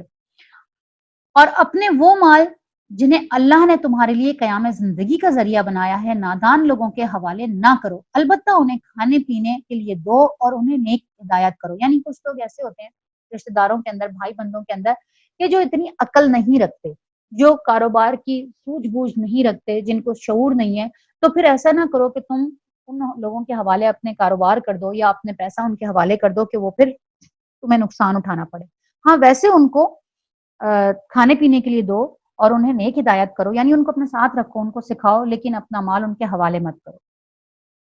اور یتیموں کی آزمائش کرتے رہو یہاں تک کہ وہ نکاح کی قابل عمر کو پہنچ جائیں، یعنی ابھی وہ بلوغت میں نہیں آئے تو تم ان کا مال ان کو مت دو، اپنے پاس رکھو، سنبھال کے رکھو، ان کو کاروبار کرتے رہو، اور پھر اگر تم ان کے اندر یہ اہلیت پاؤ کہ اب وہ بڑے ہو گئے ہیں، سمجھدار ہو گئے ہیں، نکاح کے بھی قابل ہو گئے ہیں اور ویسے بھی اہل ہو گئے ہیں کہ اپنا کاروبار خود سنبھال سکتے ہیں، تو پھر ان کے مال ان کے حوالے کر دو۔ ایسا کبھی نہ کرنا کہ حد انصاف سے تجاوز کر کے اس خوف سے ان کے مال جلدی جلدی کھا جاؤ کہ وہ بڑے ہو کر اپنے حق کا مطالبہ کریں گے۔ یتیم کا جو سرپرست مالدار ہوگا وہ پرہیزگاری سے کام لے، اور جو غریب ہو وہ معروف طریقے سے کھائے۔ یعنی کیا کہا کہ اگر یتیم کا کوئی سرپرست ہے اور وہ بہت مالدار ہے تو وہ پھر اس کا مال نہیں کھائے گا، کیونکہ وہ تو خود ہی بہت مالدار ہے، وہ صرف اس کا کاروبار کرے گا اور اس کا پیسہ سنبھال کے رکھے گا۔ ہاں کوئی ایسا سرپرست ہے جو خود غریب ہے بیچارہ اور وہ یتیموں کا وہ مال سنبھالے ہوئے ہے، تو پھر وہ اس پہ معروف طریقے سے اپنا حصہ لے گا کہ میں محنت کر رہا ہوں اور میرے پاس اور کوئی ذریعہ معاش نہیں ہے تو مجھے اسی میں سے لینا ہے، کیونکہ میرا سارا وقت ان کے کاروبار میں چلا جاتا ہے، لیکن وہ بھی معروف طریقے سے کھائے۔ پھر جب ان کے مال ان کے حوالے کرنے لگو تو لوگوں کو اس پر گواہ بنا لو اور حساب لینے کے لیے اللہ کافی ہے۔ دیکھیں پھر یہاں پہ ایک بات آئی، پیچھے بھی ہم پڑھ کے گئے کہ مال کا جب لین دین ہوگا تو گواہی ضروری ہے، لکھنا اور گواہی بنانا۔ مردوں کے لیے اس مال میں حصہ ہے جو ماں باپ اور رشتہ داروں نے چھوڑا ہو، اور عورتوں کے لیے بھی اس مال میں حصہ ہے جو ماں باپ اور رشتہ داروں نے چھوڑا ہو۔ اب دیکھیں یہاں پہ بھی جو ذمہ داری اللہ تعالیٰ نے مرد کی لگائی ہے نان نفقے کی، اس کو اگر اصولی طور پر دیکھا جائے تو اگر عورت کو وراثت میں حصہ نہ بھی ملتا تو کوئی بات نہیں تھی، اس لیے کہ عورت کو کفالت کا فرض نہیں دیا گیا۔ عورت کے اوپر اپنی اولاد کی کفالت کرنا فرض نہیں ہے، کسی بھی صورت میں فرض نہیں ہے۔ اب دیکھیں اگر وہ بیٹی ہے تو باپ کے اوپر فرض ہے کہ باپ اس کی کفالت کرے، اس کا سارا نان نفقہ سارا خرچہ اٹھائے۔ باپ اگر نہیں ہے تو بھائی کی یہ ذمہ داری ہے کہ بھائی اس کا سارا خرچہ اٹھائے، کفالت کرے، اس کے اوپر اپنے خرچے اٹھانے کی بھی ذمہ داری نہیں ہے۔ اور اگر شادی ہو جاتی ہے تو اس کے شوہر کی ذمہ داری ہے، چاہے وہ کسی شہزادی ہے، کسی بادشاہ کی بیٹی ہے، ہزاروں کروڑوں کی مالکہ ہے، لیکن اس کی کفالت کی ذمہ داری مرد کے اوپر ہے۔ یہاں پہ کوئی کچھ نہیں کہتا کہ عورت کو اتنی لبرٹی کیوں دی ہے اللہ نے، اگر اس کے پاس پیسہ ہے تو وہ بھی تو گھر میں اپنا استعمال کرے نا، اس پہ بھی فرض ہونا چاہیے تھا کہ وہ بھی اپنے گھر کو اسی طرح سے دے، لیکن یہاں پہ اللہ تعالیٰ نے عورت کو اتنی کھلی چھوٹ دے دی، اس پہ کوئی بات نہیں کرتا، اس پہ کوئی کچھ نہیں کہتا کہ عورت کو اتنی کھلی چھوٹ کیوں دی ہے۔ عورت اگر کوئی کاروبار کرتی ہے تو وہ اپنے مال کا 1 روپیہ بھی اپنے گھر میں خرچ کرنے کی زبردستی مجاز نہیں ہے، کوئی اس پہ زبردستی نہیں کر سکتا کہ تم اپنا مال اپنے بچوں پر اور اپنے گھر پہ خرچ کرو، اس کا شوہر ڈیمانڈ نہیں کر سکتا، جبکہ وہ شوہر سے ڈیمانڈ کرے گی اور شوہر کی یہ ذمہ داری ہے اور اس پہ فرض ہے کہ شوہر کہیں سے بھی کما کے لے کر آئے گا، جتنی اس کی استطاعت ہے گھر میں لا کے راشن اور نان نفقہ وہی پورا کرے گا۔ عورت سے وہ نہیں کہے گا کہ تمہارا بھی تو اتنا مال ہے، تم اتنا گھر کے اندر خرچ کر لو، کر لے، وہ اس کی گڈ ول وہ کر سکتی ہے، زبردستی نہیں کر سکتی، نہیں کرے گی گناہگار نہیں ہوگی، مرد نہیں کرے گا مرد گناہگار ہوگا، قیامت کے دن پکڑا جائے گا۔ یہاں پہ کبھی کوئی مرد باہر نہیں نکلتا جلسہ جلوس نکالتا کہ یہ ہمارے ساتھ اتنی بڑی زیادتی کیوں کی گئی ہے، عورت کا بھی تو اتنا ہی گھر ہے، عورت کا بھی پاس تو اتنے ہی سارے اختیارات ہیں، پھر عورت کیوں نہ خرچ کرے۔ لیکن یہاں پہ اللہ نے عورت کے لیے کیا کہا کہ اس کو اور پھر دوسری بات کیا کہ اگر شوہر کی ڈیتھ ہو جاتی ہے، شوہر مر جاتا ہے یا طلاق ہو جاتی ہے تو ایسی صورت میں پھر دوبارہ سے اس کا باپ اور اس کا بھائی اس کا ذمہ دار بنے گا، وہ دونوں اس کی کفالت کریں گے۔ عورت کو نہیں کہا کہ تم خود اپنی اور اپنے بچوں کی کفالت کرو، اسی لیے اللہ کے رسول صلی اللہ علیہ وسلم نے فرمایا کہ وہ باپ جس کی بیٹی لوٹ کر واپس اس کے گھر میں آ جاتی ہے، ایک تو وہ باپ جو اپنی بیٹیوں کی تربیت کرتا ہے، بہت اچھی پرورش کرتا ہے اور ان کو بیاہ دیتا ہے، اس کے لیے جنت واجب کر دی جاتی ہے، دوزخ حرام کر دی جاتی ہے۔ اور دوسرا وہ باپ جس کے گھر میں بیٹی واپس لوٹ کر آ جاتی ہے، کسی وجہ سے باپ شوہر طلاق دے دیتا ہے یا شوہر مر جاتا ہے، ایسی صورت میں جب وہ بیٹی واپس آتی ہے اور باپ دوبارہ سے اس کی کفالت کا ذمہ داری اٹھا لیتا ہے تو ایسے باپ کے لیے جہنم حرام ہو جاتی ہے، اور ایسے بھائی کے لیے بھی کہ جو اپنی بہن کی کفالت کی ذمہ داری اٹھا لیتا ہے۔ یعنی عورت کو ہر صورت میں جہنم سے آزادی کا پروانہ بنا دیا اللہ تعالیٰ نے، اور اسی وجہ سے کہ مرد اس کی ذمہ داری اٹھانے کے لیے پھر کجی اس کے دل میں نہ آئے کہ میں کیوں اٹھاؤں، اللہ نے اتنی اس کو سہولت دے دی کہ تمہیں جنت اللہ تمہارے لیے واجب کر دے گا۔ کسی بھی صورتحال کے اندر اگر عورت تنہا ہے، بھائی بھی نہیں ہے، باپ بھی نہیں ہے، شوہر بھی نہیں ہے، بیٹا بھی نہیں ہے، اب وہ کیا کرے؟ ایسی صورتحال کے اندر اسلامی ریاست کی ذمہ داری ہے کہ وہ تنہا عورت کا وظیفہ باندھے گی، اس کے نان نفقے کی ذمہ داری ریاست اٹھائے گی۔ عورت کو پھر بھی یہ نہیں کہا کہ تم اپنا نان نفقہ خود اپنا انتظام کرو۔ تو عورت کو تو اللہ تعالیٰ نے اتنا ایسے بالکل سمجھے کہ ہتھیلی کا چھالا بنا کے رکھا ہے کہ وہ کسی بھی حال میں کسی بھی صورت میں اپنے آپ کو تنہا نہ سمجھے، اپنے آپ کو اکیلا نہ سمجھے، کسی پریشانی میں اپنے آپ کو نہ ڈالے، کسی ایسے ماحول میں نہ لے کے جائے کہ جس طرح آج کل کا ماحول چلا ہوا ہے، ہم دیکھ رہے ہیں ہر جگہ اس قدر غلاظت ہو گئی ہے، اور عورتیں جو ہے وہ اپنا جسم بیچنے کے لیے وہ لوگ کہتے ہیں کہ مجبور ہو گئی ہیں، کس وجہ سے؟ اسلامی ریاست نہیں ہے، عورت تنہا ہے، بچے ہیں، کوئی مرد اس کا والی وارث نہیں ہے، تو ریاست اس کی والی وارث ہوگی، ریاست اس کو وظیفہ پہنچائے گی، اس کا نان نفقہ پہنچائے گی۔ اس سب کے باوجود، اس ساری چیزوں سے مبرہ کرنے کے باوجود اللہ نے عورت کا حصہ جائیداد کے اندر رکھا، وراثت کے اندر رکھا، اور کیسے رکھا؟ اللہ فرماتا ہے خواہ تھوڑا ہو یا بہت، یہ حصہ اللہ کی طرف سے ہے، اور اللہ نے عورتوں کے لیے بھی اس مال میں حصہ رکھا ہے جو ماں باپ اور رشتہ داروں نے چھوڑا ہو، اور جب تقسیم کے موقع پر تمہارے کنبے کے لوگ اور یتیم اور مسکین آئے تو اس مال میں سے انہیں بھی کچھ دے دو۔ یعنی اگر کبھی ایسا ہو رہا ہے کہ کسی کی جائیداد کی تقسیم ہو رہی ہے اور تم دیکھو کہ بہت ہی غریب اور مسکین سے لوگ بھی آ کے بیٹھے ہوئے ہیں، تو تم ان کو کبھی بھی مت بھولنا، ان کو بھی ضرور کچھ دینا اور ان کے ساتھ بھلے مانسوں کی سی بات کرو، یعنی اچھے طریقے سے بات کرو، اخلاق کے ساتھ بات کرو۔ لوگوں کو اس بات سے ڈرنا چاہیے، اس بات کا خیال کر کے ڈرنا چاہیے کہ اگر خود ان کے پیچھے بے بس اولاد چھوڑتے تو مرتے وقت انہیں اپنے بچوں کے حق میں کیسے کیسے اندیشے لاحق ہوتے۔ بس چاہیے کہ وہ خدا کا خوف کریں اور سیدھی بات کریں۔ جو لوگ ظلم کے ساتھ یتیموں کا مال کھاتے ہیں وہ دراصل اپنے پیٹ آگ سے بھرتے ہیں اور وہ ضرور جہنم کی بھڑکتی ہوئی آگ میں جھونکے جائیں گے۔ اور تمہاری اولاد کے بارے میں اللہ تمہیں ہدایت کرتا ہے کہ مرد کا حصہ 2 عورتوں کے برابر ہے۔ یہ سیدھا سا قانون بتا دیا اللہ نے کہ ایک مرد کا حصہ اور 2 عورتوں کا حصہ برابر ہوگا۔ اچھا کیوں؟ اب یہ اتنی لمبی چوڑی میں نے آپ کو پوری تفصیل بتا دی کہ مرد کی ہر صورت میں ذمہ داری ہے، تو اگر اللہ عورت کا حصہ نہ بھی رکھتا تو کوئی فرق نہیں پڑتا، لیکن اللہ نے پھر بھی عورت کا وراثت میں حصہ رکھا، لیکن آدھا رکھا، اس لیے کہ مرد کی ذمہ داری نان نفقے کی ہے، وہ اپنی بیوی بچوں کا، اپنی بہن کا، اپنی ماں کا، اپنی بیٹی کا، ہر صورت میں عورت کا ذمہ دار مرد ہی قرار پایا۔ اگر میت کی وارث 2 سے زائد لڑکیاں ہوں تو انہیں ترکے کا 2/3 دیا جائے گا، اور اگر ایک ہی لڑکی وارث ہو تو وہ آدھا ترکہ اس کا ہے۔ اگر میت صاحب اولاد ہو تو اس کے والدین میں سے ہر ایک کو ترکے کا 6واں حصہ ملنا چاہیے، یعنی اب ماں اور باپ دونوں کا ایکول ہو گیا۔ جو مرنے والا ہے اس کے بچے بھی ہیں اور اس کے ماں باپ بھی ہیں، تو اب ماں باپ کو کتنا ملے گا؟ ماں اور باپ اب دونوں کو برابر ملے گا۔ اب یہاں پہ عورت اور مرد کا نہیں ہے الگ الگ، یعنی ماں کو یہ نہیں ہے کہ کم ملے گا اور باپ کو زیادہ ملے گا، بلکہ والدین میں سے ہر ایک کو ترکے کا 6واں حصہ ملے گا۔ اور اگر وہ صاحب اولاد نہ ہو اور والدین ہی اس کے وارث ہوں تو ماں کو 3واں حصہ دیا جائے گا، اور اگر میت کے بھائی بہن بھی ہوں تو ماں 6 حصے کی حقدار ہوگی، یعنی ماں باپ بھی ہیں، بھائی بہن بھی ہے اور وہ صاحب اولاد نہیں ہے، لیکن تو پھر ماں 6 حصے کی حقدار ہوگی۔ یہ سب حصے کس وقت نکالے جائیں گے؟ جبکہ وصیت جو میت نے کی ہو وہ پوری کر دی جائے اور جو قرض اس پر ہو وہ ادا کر دیا جائے، یعنی سب سے پہلے مرنے والے کا یہ دیکھا جائے گا کہ اس کے اوپر کوئی قرض تو نہیں تھا، اس نے کسی سے لین دین تو نہیں کیا ہوا تھا، سب سے پہلے یہ دیکھا جائے گا، اور پھر اس کے بعد یہ دیکھا جائے گا کہ اس نے کوئی وصیت تو نہیں کی۔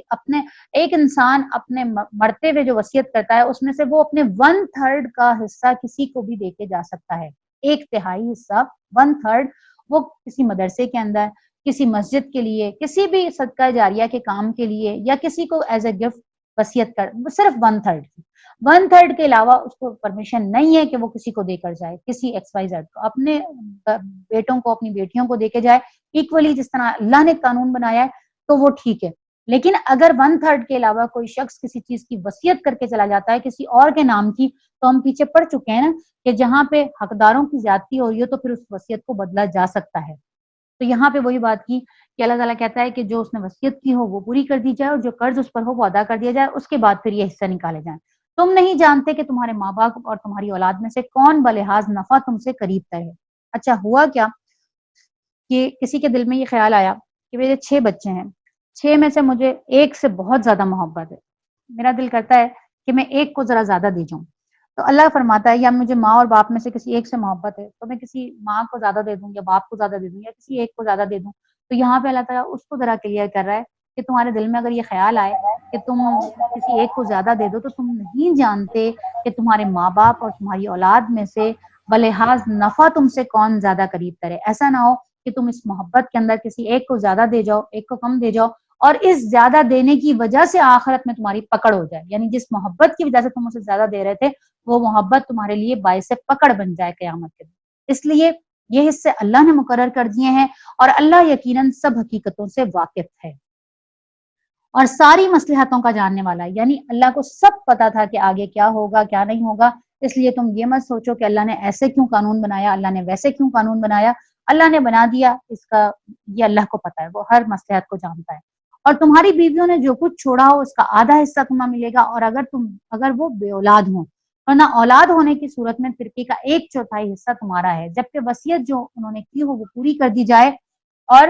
قرض جو انہوں نے چھوڑا ہو وہ ادا کر دیا جائے، اور وہ تمہارے ترکے میں سے 1/4 کی حقدار ہوں گی اگر تم بے اولاد ہو، ورنہ صاحب اولاد ہونے کی صورت میں ان کا حصہ 8واں ہوگا، بعد اس کے کہ جو وصیت تم نے کی ہو وہ پوری کر دی جائے اور جو قرض تم نے چھوڑا ہو وہ ادا کر دیا جائے۔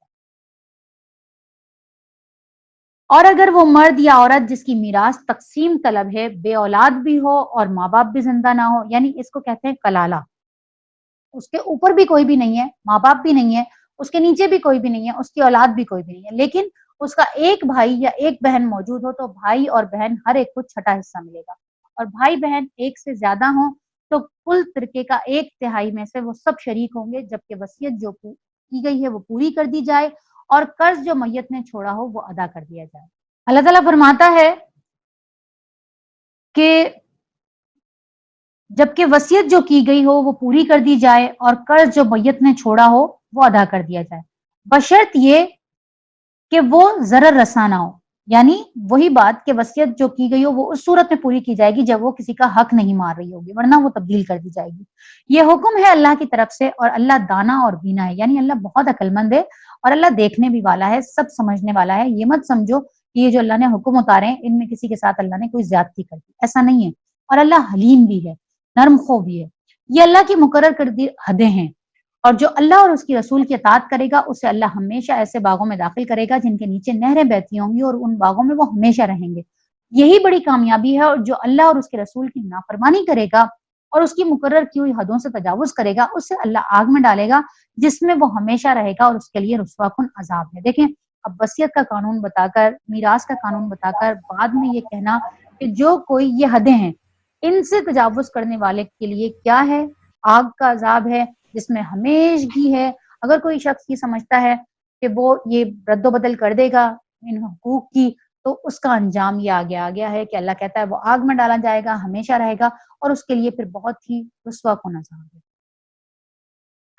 تمہاری عورتوں میں سے جو بدکاری کی مرتکب ہوں ان پر اپنے میں سے 4 آدمیوں کی گواہی لے لو، اور اگر 4 آدمی گواہی دے دیں تو ان کو گھروں میں بند رکھو یہاں تک کہ انہیں موت آ جائے یا اللہ ان کے لیے کوئی راستہ نکال دے۔ یہ پہلا حکم تھا جو اب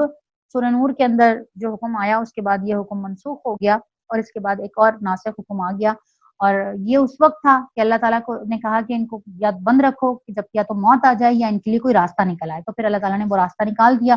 کہ جو شادی شدہ بدکاری کے مرتکب ہو اس کے لیے سنسار کی سزا، اور جو غیر شادی شدہ ہو اس کے لیے پھر 100 کوڑے۔ اللہ فرماتا ہے کہ اور تم میں سے جو اس فعل کا ارتکاب کریں ان دونوں کو تکلیف دو، اور پھر اگر وہ توبہ کر لیں اور اپنی اصلاح کر لیں تو انہیں چھوڑ دو کہ اللہ بہت توبہ کرنے قبول کرنے والا اور رحم فرمانے والا ہے۔ پھر اس کے بعد ہاں یہ جان لو کہ اللہ پر توبہ کی قبولیت کا حق انہی لوگوں کے لیے ہے جو نادانی کی وجہ سے کوئی برا فعل کر جاتے ہیں اور جلد ہی توبہ کر لیتے ہیں، یعنی یہ عادتاً گناہ کرنا اور اس نیت کے ساتھ کرنا کہ چلو کر لو پھر توبہ کر لیں گے، کوئی بات نہیں، اللہ تو معاف ہی کر دیتا ہے، پھر کر لو پھر توبہ کر لیں گے، ان کے لیے اللہ یہ رعایت نہیں دیتا، بلکہ توبہ کی قبولیت کا حق صرف انہی لوگوں کے لیے ہے جو غلطی سے کر جاتے ہیں، جب توبہ کرتے ہیں تو سچی کرتے ہیں، رو کے کرتے ہیں، لیکن اگلی بار پھر ان سے خطا ہو جاتی ہے کسی معاملے کے اندر تو پھر وہ گناہ کر جاتے ہیں، غلطی کر جاتے ہیں، لیکن جب توبہ کرتے ہیں اور فوراً ہی توبہ کر لیتے ہیں، ایسے لوگوں پر اللہ اپنی نظر عنایت سے پھر متوجہ ہو جاتا ہے، اور اللہ ساری باتوں کی خبر رکھنے والا حکیم اور دانا ہے۔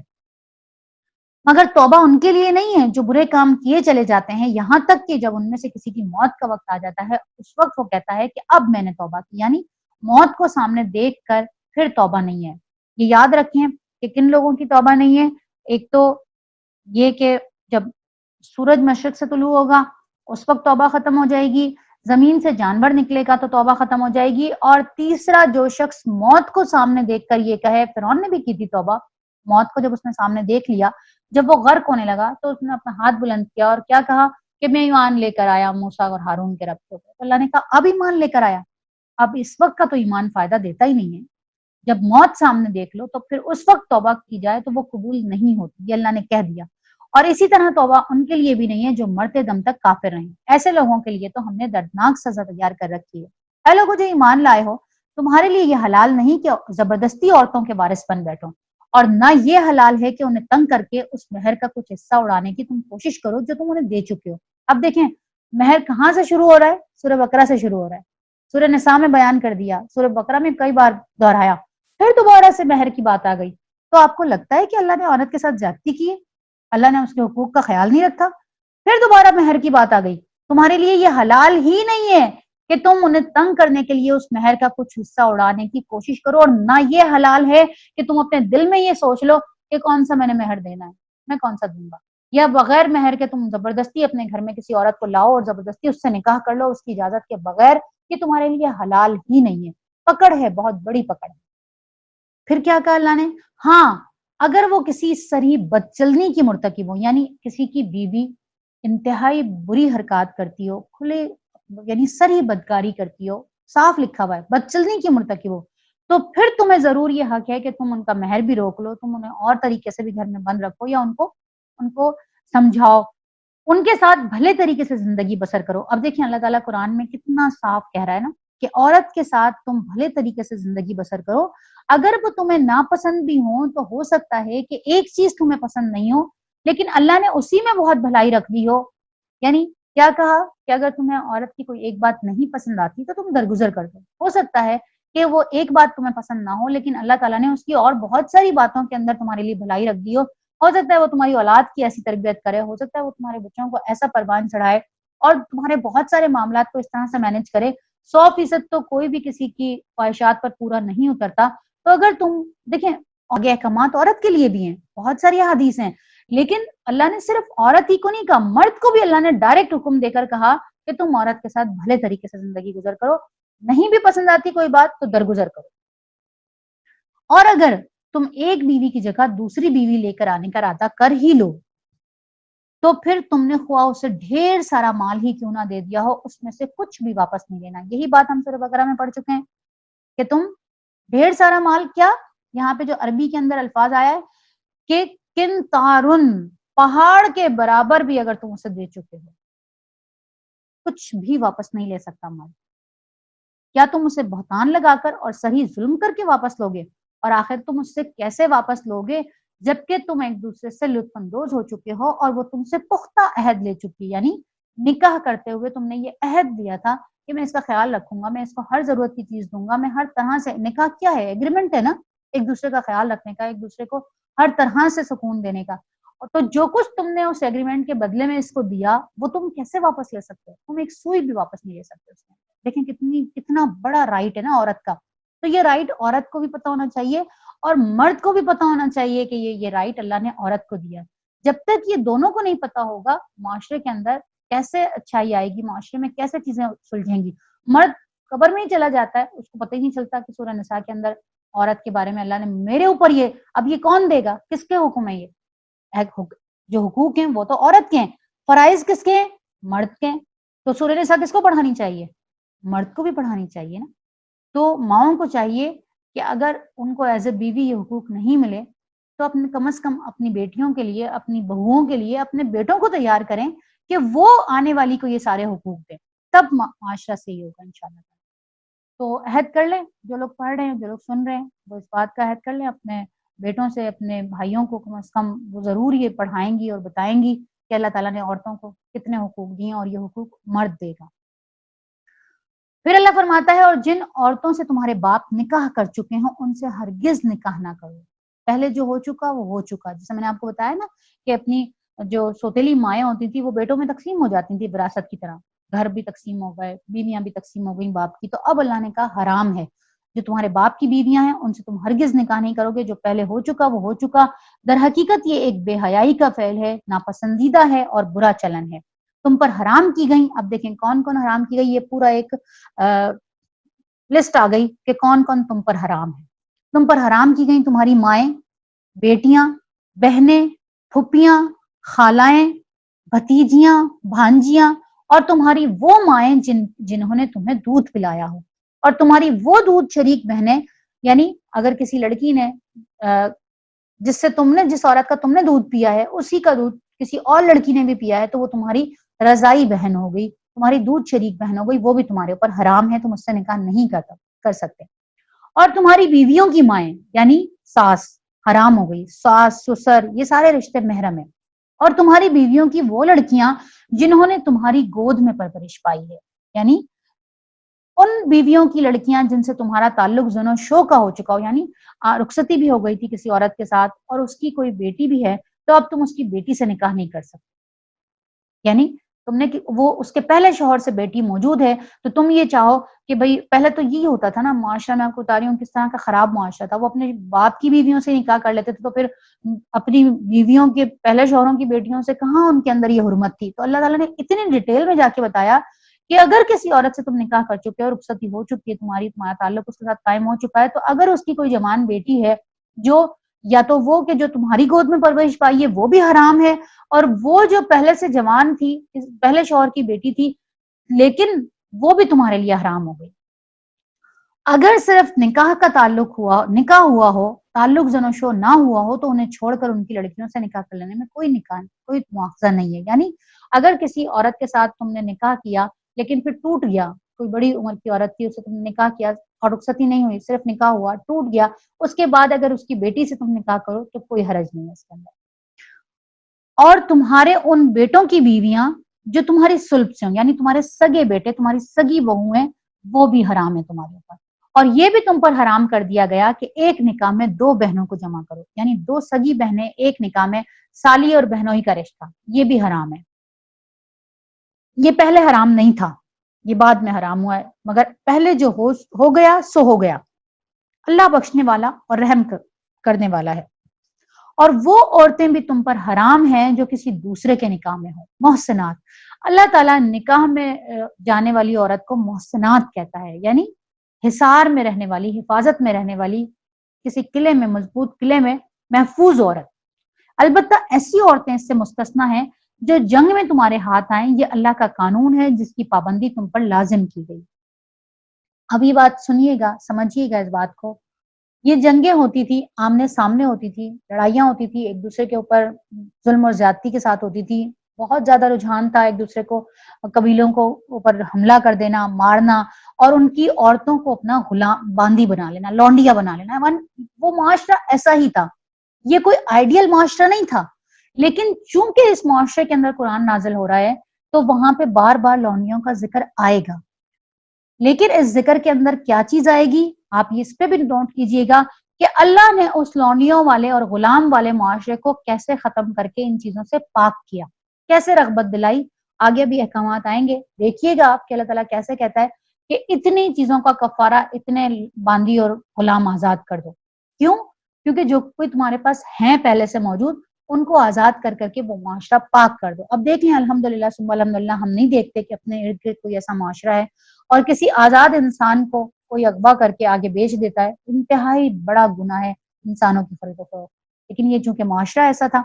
اور اب جنگ کی صورتحال ہو جاتی ہے. اب وہاں کے مردوں کو تو آپ نے قید کر لیا، وہاں کے مرد قیدی بن گئے. اب وہاں کی عورتوں کا کیا کیا جائے؟ کچھ لوگ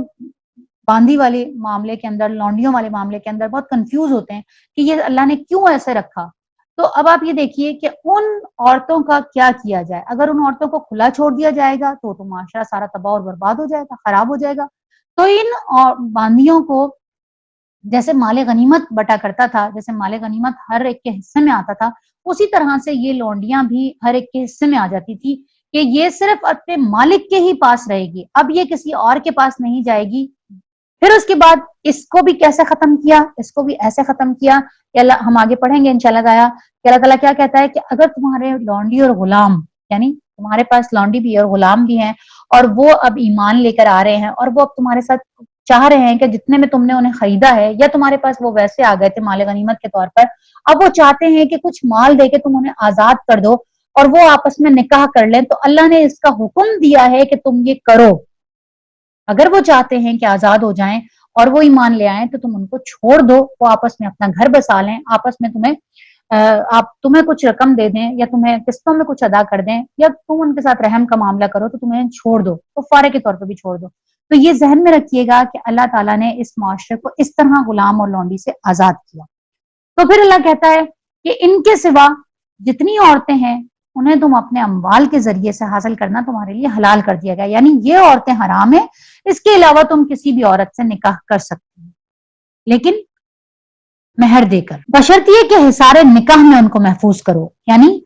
یہ شرط لازمی رکھی اللہ نے کہ کسی بھی عورت کے ساتھ تعلق اس وقت قائم کرنے کا خیال دل میں لے کر آنا جب تم اس سے نکاح کرنے لگو، نکاح کی خواہش کے طور پہ. اگر تم یہ سمجھتے ہو کہ تم اس کے ساتھ نکاح کر کے زندگی گزارو گے تو اس کے لیے تم سوچنا، نہ یہ کہ آزاد شہوت رانی کرنے لگو، یعنی بس 4-5 دن 10 دن 20 دن سال 2 سال کسی کے ساتھ آپ نے ٹائم گزارا اور پھر بریک اپ کیا، کہانی ختم، اب نیکسٹ آپ کا سین کسی کے ساتھ شروع ہو گیا، حرام ہے، اللہ نے یہ کہا۔ اور پھر جو ازدواجی زندگی کا لطف تم ان سے اٹھاؤ، اس کے بدلے ان کے مہر بطور فرض کی ادا کر دو، البتہ مہر کی قرارداد ہو جانے کے بعد آپس کی رضامندی سے تمہارے درمیان اگر کوئی سمجھوتا ہو جائے، عورت کہے کہ نہیں میں نہیں لینا چاہتی مہر، آپ کا اور میرا تو ایک ہی ہے، یعنی اتنی اچھی تمہارے درمیان انڈرسٹینڈنگ ہو جائے کہ تم اس کو مہر سے زیادہ دے دو یا وہ اپنا مہر چھوڑ دے، تو کوئی حرج نہیں ہے، لیکن تم جان بوجھ کے مت کھانا۔ اللہ علیم اور دانا ہے، اور جو شخص تم میں سے اتنی مقدرت نہ رکھتا ہو، یعنی اتنی طاقت نہ رکھتا ہو کہ وہ خاندانی مسلمان عورتوں سے نکاح کر سکے، تو پھر اسے کیا چاہیے کہ وہ تمہاری ان لونڈیوں میں سے کسی کے ساتھ نکاح کر لے جو تمہارے قبضے میں آئی ہوں اور مومنہ ہو، یعنی اللہ کیا کہتا ہے کہ اس لونڈی کو بھی آزاد کرو، اس کی تربیت کرو اور پھر اس کو اپنی بیوی بنا لو، جب بیوی بن جائے گی تو حقوق پورے پائے گی، پھر وہ لونڈی نہیں رہے گی نکاح کرنے کے بعد۔ تو اس لیے اب دیکھیں کیسے درجہ بدرجہ اللہ تعالیٰ اس معاشرے کو پاک کر رہا ہے کہ تم ان لونڈیوں کو ویسے بھی مت رکھو، اگر کسی کے اندر طاقت نہیں ہے کہ کسی آزاد عورت سے نکاح کرے تو کوئی بات نہیں، وہ لونڈی سے نکاح کر لے، مومنہ ہو بشرطیکہ۔ اللہ تمہارے ایمانوں کا حال خوب جانتا ہے، تم سب ایک ہی گروہ کے لوگ ہو اور اللہ ان کے سرپرستوں سے، لہٰذا ان کے سرپرستوں سے کی اجازت سے ان کے ساتھ نکاح کر لو اور معروف طریقے سے ان کے مہر ادا کرو تاکہ وہ حصار نکاح میں محفوظ اور محسنات ہو کر رہیں، یعنی اگر وہ لونڈیاں ہیں تو تم چھپ کے ان سے نکاح مت کرنا، بلکہ ان کے مالک سے پرمیشن لے کے نکاح کرنا اور ان کے مہر ادا کر کے نکاح کرنا تاکہ وہ بھی محسنات ہو جائیں۔ آزاد شہوت رانی کرتی نہ پھریں اور نہ ہی چوری چھپے آشنائیاں کریں، پھر جب وہ حصار نکاح میں محفوظ ہو جائیں اور اس کے بعد اگر کسی بدچلنی کی مرتکب ہوں تو ان پر اس سزا کی بنسبت آدھی سزا ہونی چاہیے جو خاندانی عورتوں کی ہوتی ہے، یعنی جو خاندانی محسنات عورتیں اگر کوئی غلطی کر جائیں تو ان کی جو سزا ہوگی لونڈی کی سزا اس سے آدھی ہوگی۔ کیوں آدھی ہوگی؟ اس لیے کہ اس کی تو تربیت ہی نہیں ہوئی نا، اس کو تو وہ ماحول ملا ہی نہیں، وہ تو لونڈی تھی، وہ تو نوکرانی کے طور پہ باندی کے طور پہ رہی ہے، تو اگر وہ غلطی کر جاتی ہے تو اس کی سزا بھی آدھی ہوگی۔ یہ سہولت ان میں سے ان لوگوں کے لیے پیدا کی گئی ہے جن کو شادی نہ کرنے سے بندے تقوی کے ٹوٹ جانے کا اندیشہ ہو، یعنی لونڈی سے نکاح کی اجازت اللہ نے ان لوگوں کے لیے رکھی کہ جن کو یہ خوف ہے کہ اگر ہم آزاد عورت سے نکاح نہ کر پائے تو ہمارا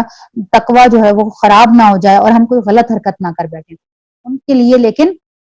اللہ کیا فرماتا ہے، یہاں پہ بھی یہ آپشن تھا، حکم نہیں تھا، تو آگے اللہ اپنا جو اپنی رائے ہے وہ ضرور دیتا ہے۔ کیا دی اللہ نے اپنی رائے؟ لیکن اگر تم صبر کرو تو یہ تمہارے لیے بہتر ہے، یعنی جب تک تمہارے پاس اتنے مال اور اسباب نہ آ جائیں کہ تم کسی آزاد عورت سے نکاح کرو، اس وقت تک تم صبر کرو، یا پھر تم اس لونڈی کی تربیت کرو، وہ اتنی ہو جائے اس قابل کہ پھر تم اس کو اپنے نکاح میں لو، ورنہ پھر تم صبر کرو، یہ تمہارے لیے زیادہ بہتر ہے، اور اللہ بخشنے والا اور رحم فرمانے والا ہے۔ کوئی کنفیوژن، کوئی چیز آپ لوگوں کے دماغ میں آ رہی ہو تو مجھے چیٹ پہ لکھ دیجیے گا، میں اس کو کلیئر کر دوں، کیونکہ اب یہ یہاں پہ پورا ہو گیا ہے، یہ پورا کا پورا موضوع مکمل ہو گیا ہے۔ آگے چلتے ہیں پھر۔ اللہ چاہتا ہے کہ تم پر ان طریقوں کو واضح کر دے اور انہی طریقوں پر تمہیں چلائے جن کی پیروی تم سے پہلے کے گزرے ہوئے صالح لوگ کرتے تھے۔ وہ اپنی رحمت کے ساتھ تمہاری طرف متوجہ ہونے کا ارادہ رکھتا ہے اور وہ علیم بھی ہے اور دانا بھی ہے۔ ہاں، اللہ تو تم پر رحمت کے ساتھ توجہ کرنا چاہتا ہے، مگر جو لوگ اپنی خواہشات نفس کی پیروی کر رہے ہیں وہ چاہتے ہیں کہ تم راہ راست سے ہٹ کر دور نکل جاؤ۔ اللہ تم پر پابندیوں کو ہلکا کرنا چاہتا ہے کیونکہ انسان کمزور پیدا کیا گیا ہے۔ اے لوگوں جو ایمان لائے ہو، آپس میں ایک دوسرے کے مال باطل طریقوں سے نہ کھاؤ، لین دین ہونا چاہیے آپس کی رضامندی سے، اور اپنے آپ کو قتل نہ کرو۔ اپنے آپ کو کوئی کیسے قتل کرے گا؟ سمجھ آتا ہے کہ اپنے آپ کو قتل کرنے کا کیا مطلب ہے؟ کہ تم جب دوسروں کے مال زبردستی کھاؤ گے تو تم اپنے آپ کو قتل کرنے کے مترادف قرار دیا اس کو، کہ جب تم کسی دوسرے کا مال زیادتی کر کے کھاؤ گے تو یہ تم اس کے اوپر ظلم نہیں کر رہے، وہ تو تھوڑے سے دن کی زندگی ہے، گزر جائے گا اس کا ٹائم، لیکن تم نے اپنے آپ کو ہلاکت میں ڈال لیا، تم نہیں بچو گے۔ یقین مانو کہ اللہ تمہارے پر مہربان ہے، جو شخص ظلم اور زیادتی کے ساتھ ایسا کرے گا ہم اس کو ضرور آگ میں جھونکیں گے، اور یہ اللہ کے لیے کوئی مشکل کام نہیں ہے۔ اگر تم ان بڑے بڑے گناہوں سے پرہیز کرتے رہو جنہیں تم سے جن سے تمہیں منع کیا جا رہا ہے تو تمہاری چھوٹی موٹی برائیوں کو ہم تمہارے حساب سے ساقط کر دیں گے، یعنی وہ ڈیلیٹ کر دیں گے۔ اگر تم بڑے بڑے گناہوں سے بچ گئے تو جو روزمرہ کے چھوٹے موٹے گناہ تم کرتے ہو وہ ہم ہاتھ کی ہاتھ ڈیلیٹ کرتے جائیں گے اور تم کو عزت کی جگہ داخل کریں گے۔ اور جو کچھ اللہ نے تم میں سے کسی کو دوسروں کے مقابلے میں زیادہ دیا ہے اس کی تمنا نہ کرو، یعنی تمہارے دل میں یہ خیال آئے کہ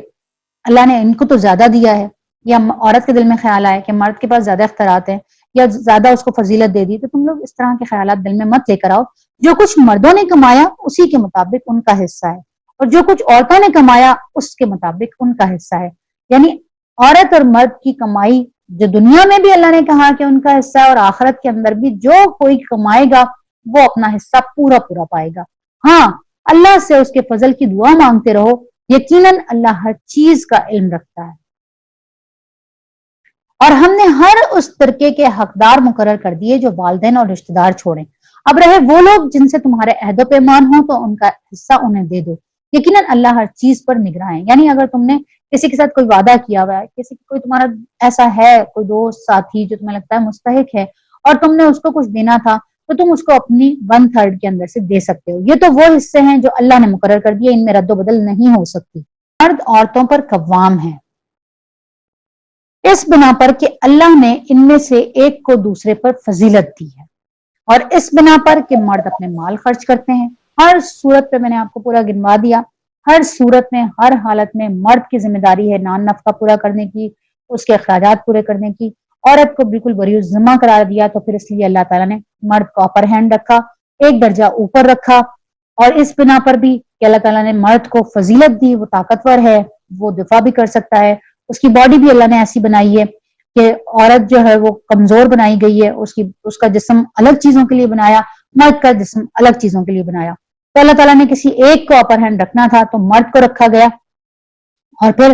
کیا کہا کہ پس جو صالح عورتیں ہوتی ہیں، یعنی جو نیک عورتیں ہوتی ہیں، ان کی کیا کیا کوالٹیز ہوتی ہیں؟ ایک وہ اطاعت شعار ہوتی ہیں، دوسرا وہ یعنی اللہ کی اطاعت کرنے والی ہوتی ہیں، اور مردوں کے پیچھے اللہ کی حفاظت اور نگرانی میں ان کے حقوق کی حفاظت کرتی ہیں، یعنی اپنے شوہر کی خیانت نہیں کرتی، اس کی عزت کے اندر، اس کی محبت کے اندر کسی اور کو شامل نہیں کرتی، ان کے حقوق کی حفاظت کرتی ہیں۔ اور جن عورتوں سے تمہیں سرکشی کا اندیشہ ہو، یعنی اب یہ بات آ رہی ہے، وہ جو بات وہاں پہ بھی آئی تھی کہ وہ سرکش عورت جو بدکاری کی طرف جا رہی ہے، بالکل کسی طرح سے بھی مان نہیں رہی، تو انہیں کتنے اسٹیپس کے اندر سمجھانا ہے۔ نمبر 1 اسٹیپ کیا ہوگا؟ انہیں نصیحت کرو، انہیں سمجھاؤ۔ نمبر 2، خوابگاہوں میں علیحدہ ہو جاؤ، صرف خوابگاہوں میں علیحدہ ہونا ہے، بول چال بند نہیں کرنی، ابھی بات چیت رہنی چاہیے۔ پہلا اسٹیپ نصیحت کرو، پیار سے سمجھاؤ، نہیں سمجھتی تو روم شیئر کرنا بند کر دو۔ نمبر 3، ابھی بھی وہ نہیں مانتی تو پھر اب تیسرے اسٹیپ پہ کیا کہا اللہ تعالیٰ نے کہ پھر ہلکی سی مار مارو، پھر اگر وہ تمہاری متی ہو جائیں تو خام خواہ ان پر دست درازی کے لیے بہانے تلاش مت کرو۔ جب حضرت ابن عباس سے پوچھا گیا کہ عورت کو جو مارنے کا حکم مطلب اجازت دی ہے اللہ نے، تو وہ کیسی مارو، تو ان کے ہاتھ میں ایک مسواک تھی، تو انہوں نے کہا اس مسواک سے مار کے دکھایا کہ اس طرح مارنے کی اجازت ہے۔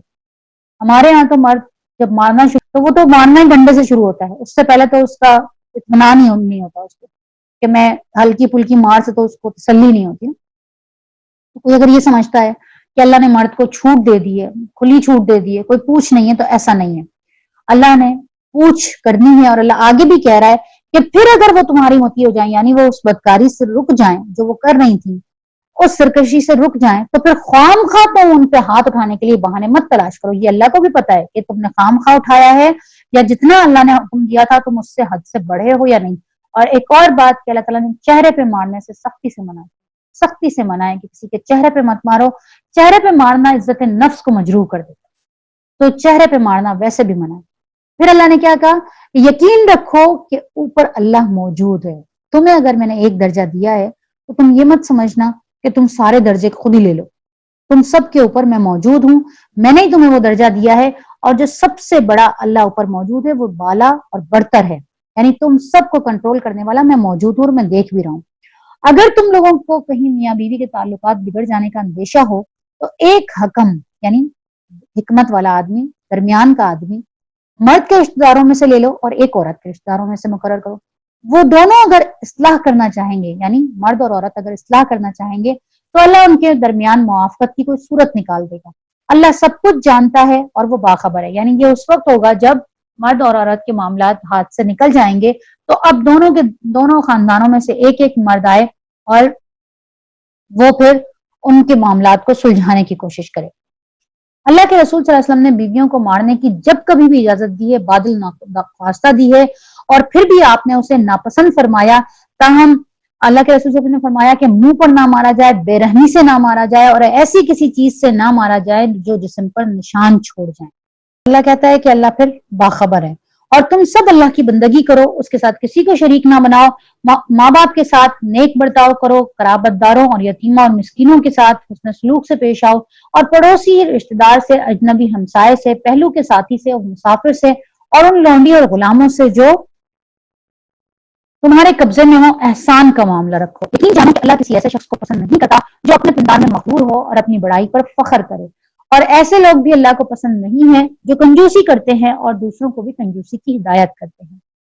اور جو کچھ اللہ نے اپنے فضل سے انہیں دیا ہے اسے چھپاتے ہیں۔ ایسے کافر نعمت لوگوں کے لیے ہم نے رسوا کن عذاب مہیا کر رکھا ہے، اور وہ لوگ بھی اللہ کو ناپسند ہیں جو اپنے مال محض لوگوں کو دکھانے کے لیے خرچ کرتے ہیں اور در حقیقت نہ اللہ پر ایمان رکھتے ہیں اور نہ روز آخر پر۔ سچ یہ ہے کہ شیطان جس کا رفیق ہوا اسے بڑی ہی بری رفاقت میسر آئی۔ آخر ان لوگوں پر کیا آفت آ جاتی اگر یہ اللہ اور روز آخر پر ایمان رکھتے اور جو کچھ اللہ نے دیا ہے اس میں سے خرچ کرتے۔ اگر ایسا کرتے تو اللہ سے ان کی نیکی کا حال چھپا نہ رہ جاتا۔ اللہ کسی پر ذرہ برابر ظلم نہیں کرتا، اگر کوئی ایک نیکی کرے تو اللہ اسے دو چند کرتا ہے اور اپنی طرف سے بڑا اجر عطا فرماتا ہے۔ پھر سوچو کہ اس وقت یہ کیا کریں گے جب ہم ہر امت میں سے ایک گواہ لائیں گے اور ان لوگوں پر تمہیں یعنی محمد صلی اللہ علیہ وسلم کو گواہ کی حیثیت سے کھڑا کریں گے۔ اس وقت وہ سب لوگ جنہوں نے رسول کی بات نہیں مانی اور اس کی نافرمانی کرتے رہے تمنا کریں گے کہ کاش زمین پھٹ جائے اور وہ اس میں سما جائیں۔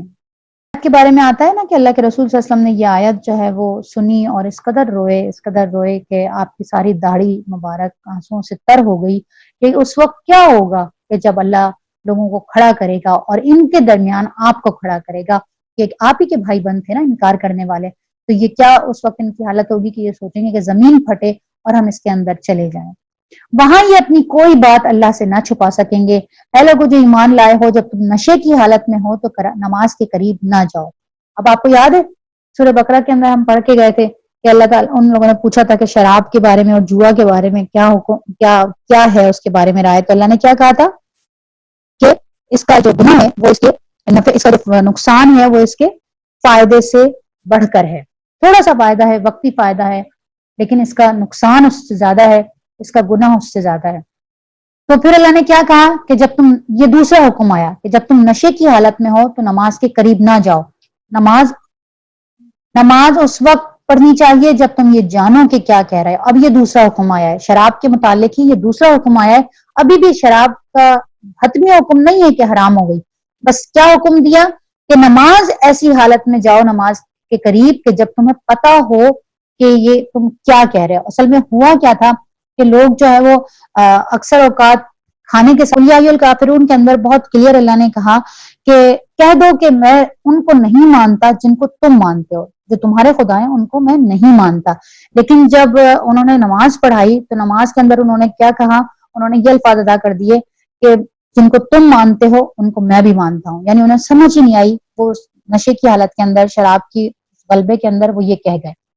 تو جب یہ کہہ گئے تو پھر یہ حکم آیا کہ اب نماز کے اندر کوئی بھی نماز اس وقت پڑھے گا جب وہ نشے کی حالت میں نہیں ہوگا۔ اب کیا ہوا اس سے یہ ہوا کہ جو صبح فجر میں جس نے نماز پڑھی وہ فجر کی نماز سے لے کے ظہر کی نماز تک اسی خوف میں شراب نہیں پیے گا کہ مجھے اگلی نماز پڑھنی ہے۔ یہ تو حکم آ گیا نا کہ نماز کوئی بھی اس وقت تک نہیں پڑھے گا جب تک اسے سمجھ نہ ہو کہ میں کیا پڑھ رہا ہوں۔ نشے کی حالت میں نماز نہیں ہوگی۔ ظہر سے عصر کا ٹائم بھی اسی اس میں گزر جائے گا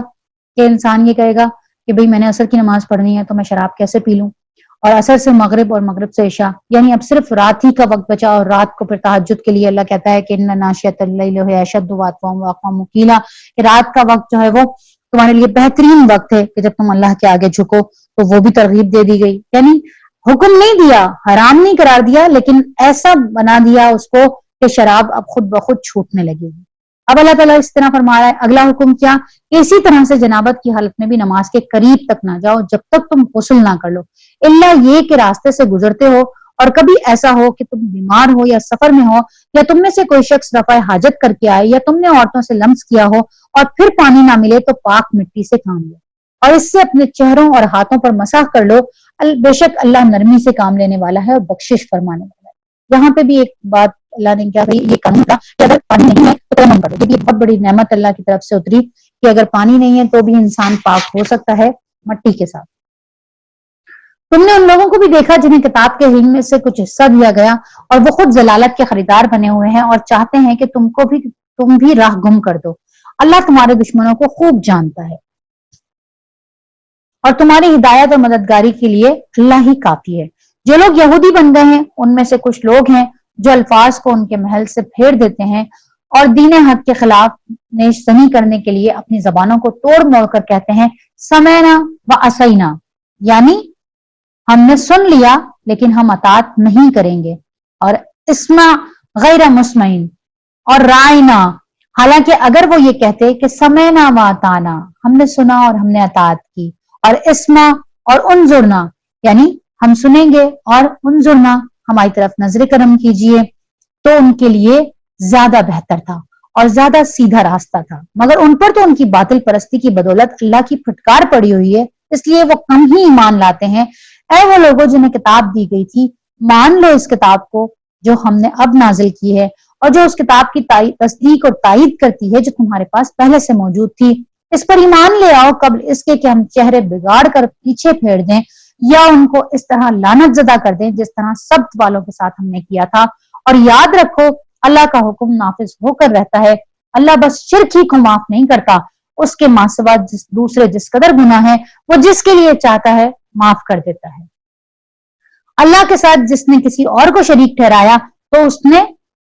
بہت ہی بڑا جھوٹ گھڑا ہے اور بڑے سخت گناہ کی بات کی ہے. تم نے ان لوگوں کو بھی دیکھا جو بہت اپنی پاکیزگی نفس کا دم بھرتے ہیں, حالانکہ پاکیزگی تو اللہ ہی جسے چاہتا ہے عطا کرتا ہے, اور انہیں جو پاکیزگی نہیں ملتی تو در حقیقت ان پر ذرہ برابر بھی ظلم نہیں کیا جاتا. دیکھو تو صحیح, یہ اللہ پر جھوٹے افطرا گھردے سے بھی نہیں چوکتے, یعنی اللہ پر جھوٹے الزامات لگاتے ہیں, اور ان کے صریحاً گناہگار ہونے کے لیے یہی ایک گناہ کافی ہے, یعنی ان کے لیے یہی ایک گناہ کافی ہے کہ وہ اللہ پر الزام لگاتے ہیں, اللہ کے ساتھ لوگوں کو شریک کرتے ہیں.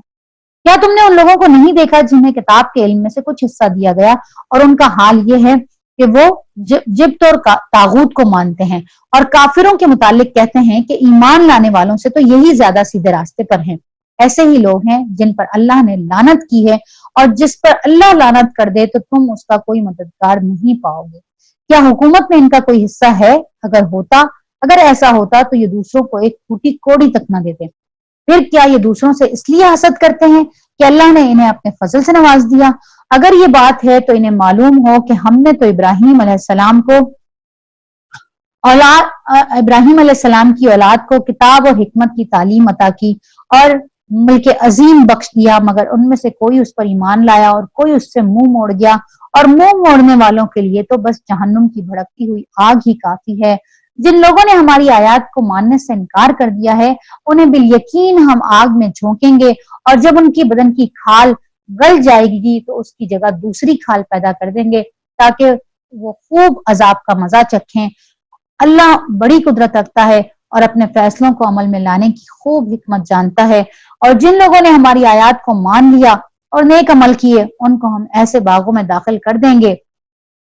جن کے نیچے نہریں بہتی ہوں گی, جہاں وہ ہمیشہ ہمیشہ رہیں گے, اور ان کو پاکیزہ بیویاں ملیں گی اور ہم انہیں گھنی چھاؤں میں رکھیں گے. مسلمانوں, اللہ تمہیں حکم دیتا ہے کہ امانتیں اہل امانت کے سپرد کر دو, اور جب لوگوں کے درمیان فیصلہ کرو تو عدل کے ساتھ کرو. اللہ تم کو نہایت عمدہ نصیحت کرتا ہے, اور یقیناً اللہ سب کچھ سنتا اور دیکھتا ہے. یہاں پہ بھی اللہ تعالیٰ نے بڑا خاص حکم دیا ہے کہ اللہ تمہیں حکم دیتا ہے کہ جو جس کی امانت ہے وہ اس کے سپرد کر دو. یہ ہر طرح سے ہر چیز کے اوپر یہ حکم اپلائی ہوگا. کسی کے لیے گواہی اس کی امانت ہو جاتی ہے, کسی کے بارے میں یہ کہنا کہ ہاں یہ نیک ہے, یہ اچھے لوگ ہیں, ان کے حوالے یہ چیز کر دی جائے, ہر چیز کے بارے میں یہ حکم آ جائے گا. لائے ہو اطاعت کرو اللہ کی اور اطاعت کرو رسول کی اور ان لوگوں کی جو تم میں سے صاحب امر ہوں. پھر اگر تمہارے درمیان کسی معاملے میں اختلاف ہو جائے تو اسے اللہ اور رسول کی طرف پھیر دو. اولو الامر لوگ کون؟ کہ جو آپ کے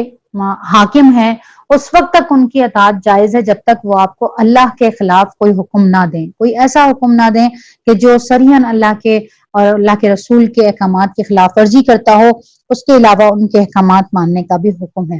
اگر تم واقعی اللہ اور روز آخر پر یقین رکھتے ہو, ایمان رکھتے ہو, یہی ایک صحیح طریقہ کار ہے اور انجام کے اعتبار سے بھی بہتر ہے. اے نبی صلی اللہ علیہ وسلم, تم نے دیکھا نہیں ان لوگوں کو جو دعویٰ تو کرتے ہیں کہ ہم ایمان لائے اس کتاب پر جو تمہاری طرف نازل کی گئی ہے اور ان کتابوں پر جو تم سے پہلے نازل کی گئی تھی, مگر چاہتے یہ ہے کہ اپنے معاملات کا فیصلہ کرانے کے لیے طاغوت کی طرف رجوع کریں.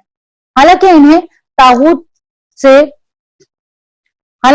طاغوت سے کفر کرنے کا حکم دیا تھا. طاغوت میں نے آپ کو پہلے بھی بتایا تھا نا, شیطان. طاغوت ہر وہ طاقت, ہر وہ قوت جو اللہ کے مقابلے میں کھڑی ہو جائے, جو اللہ کے مقابلے میں اپنی اطاعت پر مجبور کرے یا راغب کرے. طاغوت سے مراد وہ ہے,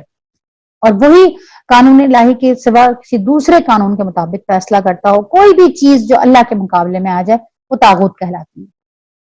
شیطان انہیں بھٹکا کر راہ راست سے بہت دور لے جانا چاہتا ہے, اور جب ان سے کہا جاتا ہے کہ آؤ اس چیز کی طرف جو اللہ نے نازل کی ہے اور آؤ رسول کی طرف, تو ان منافقوں کو تم دیکھتے ہو کہ یہ تمہاری طرف آنے سے کتراتے ہیں. پھر اس وقت کیا ہوتا ہے جب ان کے اپنے ہاتھوں کی لائی ہوئی مصیبت ان پر آن پڑتی ہے, اس وقت ہی تمہارے پاس قسمیں کھاتے ہوئے آتے ہیں اور کہتے ہیں کہ خدا کی قسم ہم تو صرف بھلائی چاہتے تھے اور ہماری نیت تو یہ تھی کہ فریقین میں کسی طرح موافقت ہو جائے. اللہ جانتا ہے جو کچھ ان کے دلوں میں ہے. ان سے تعرض مت کرو,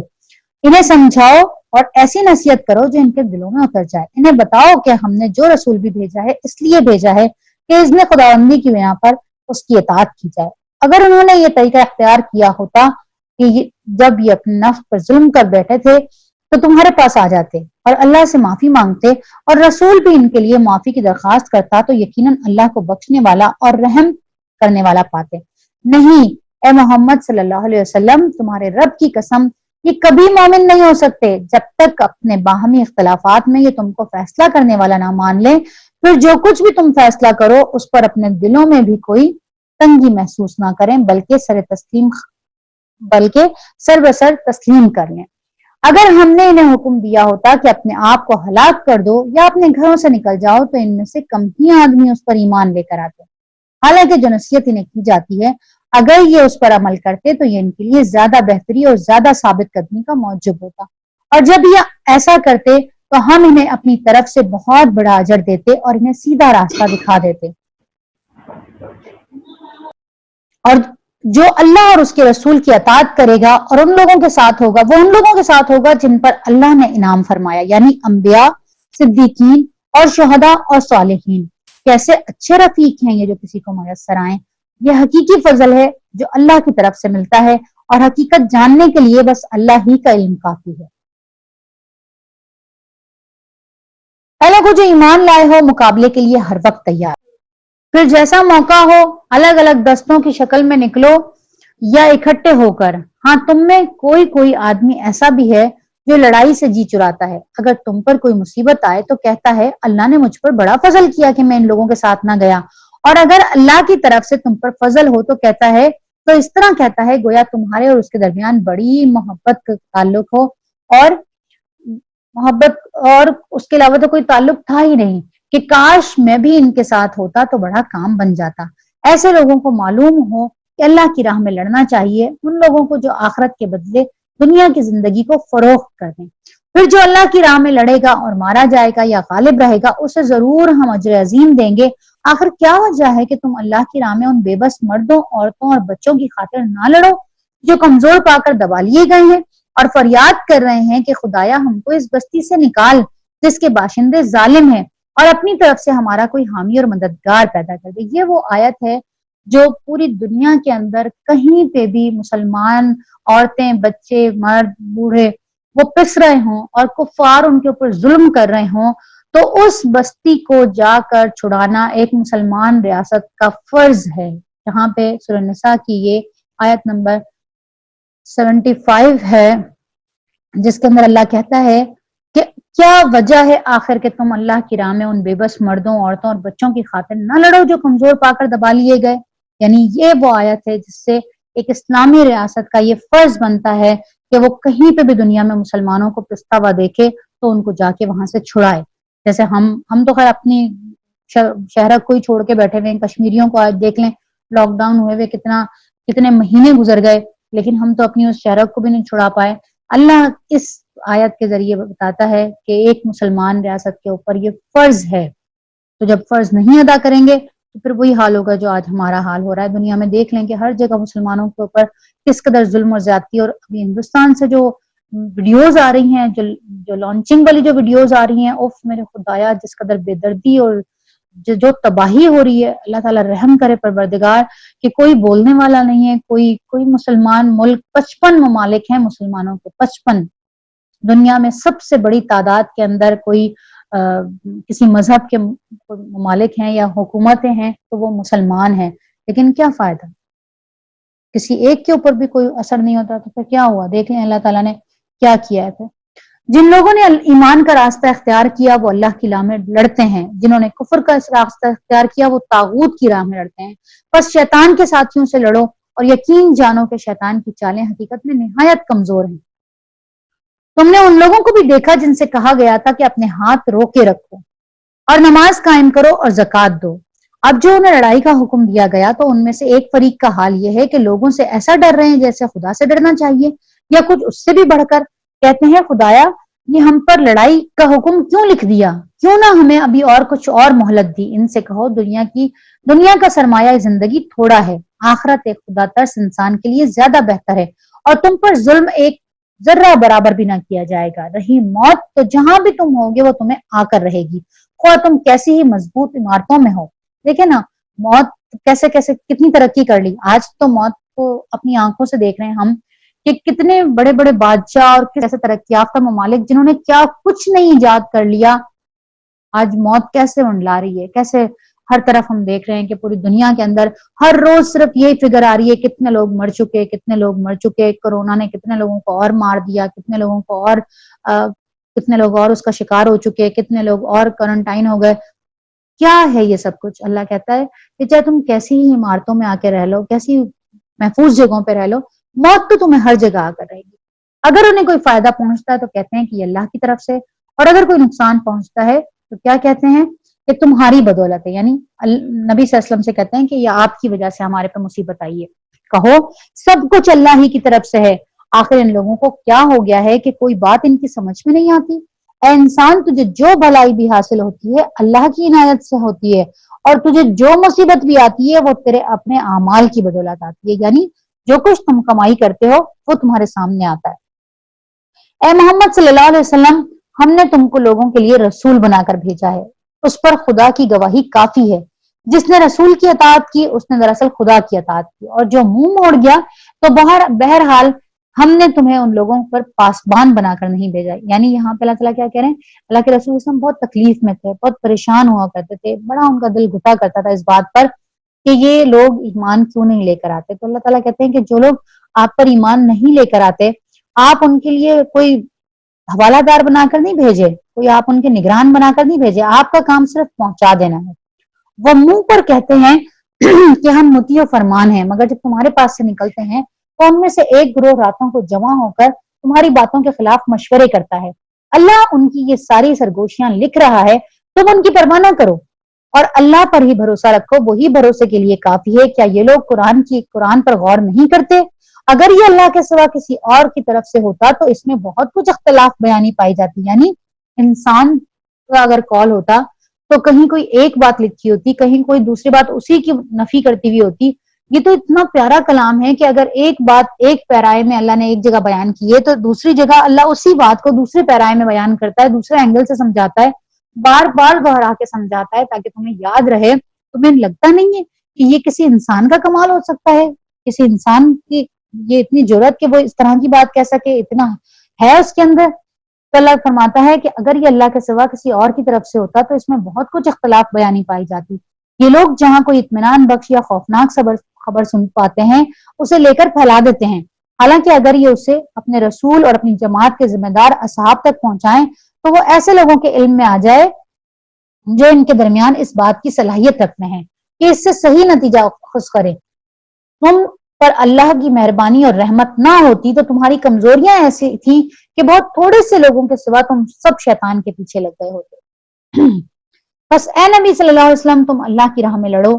تم اپنی ذات کے سوا کسی اور کے لیے ذمہ دار نہیں ہو.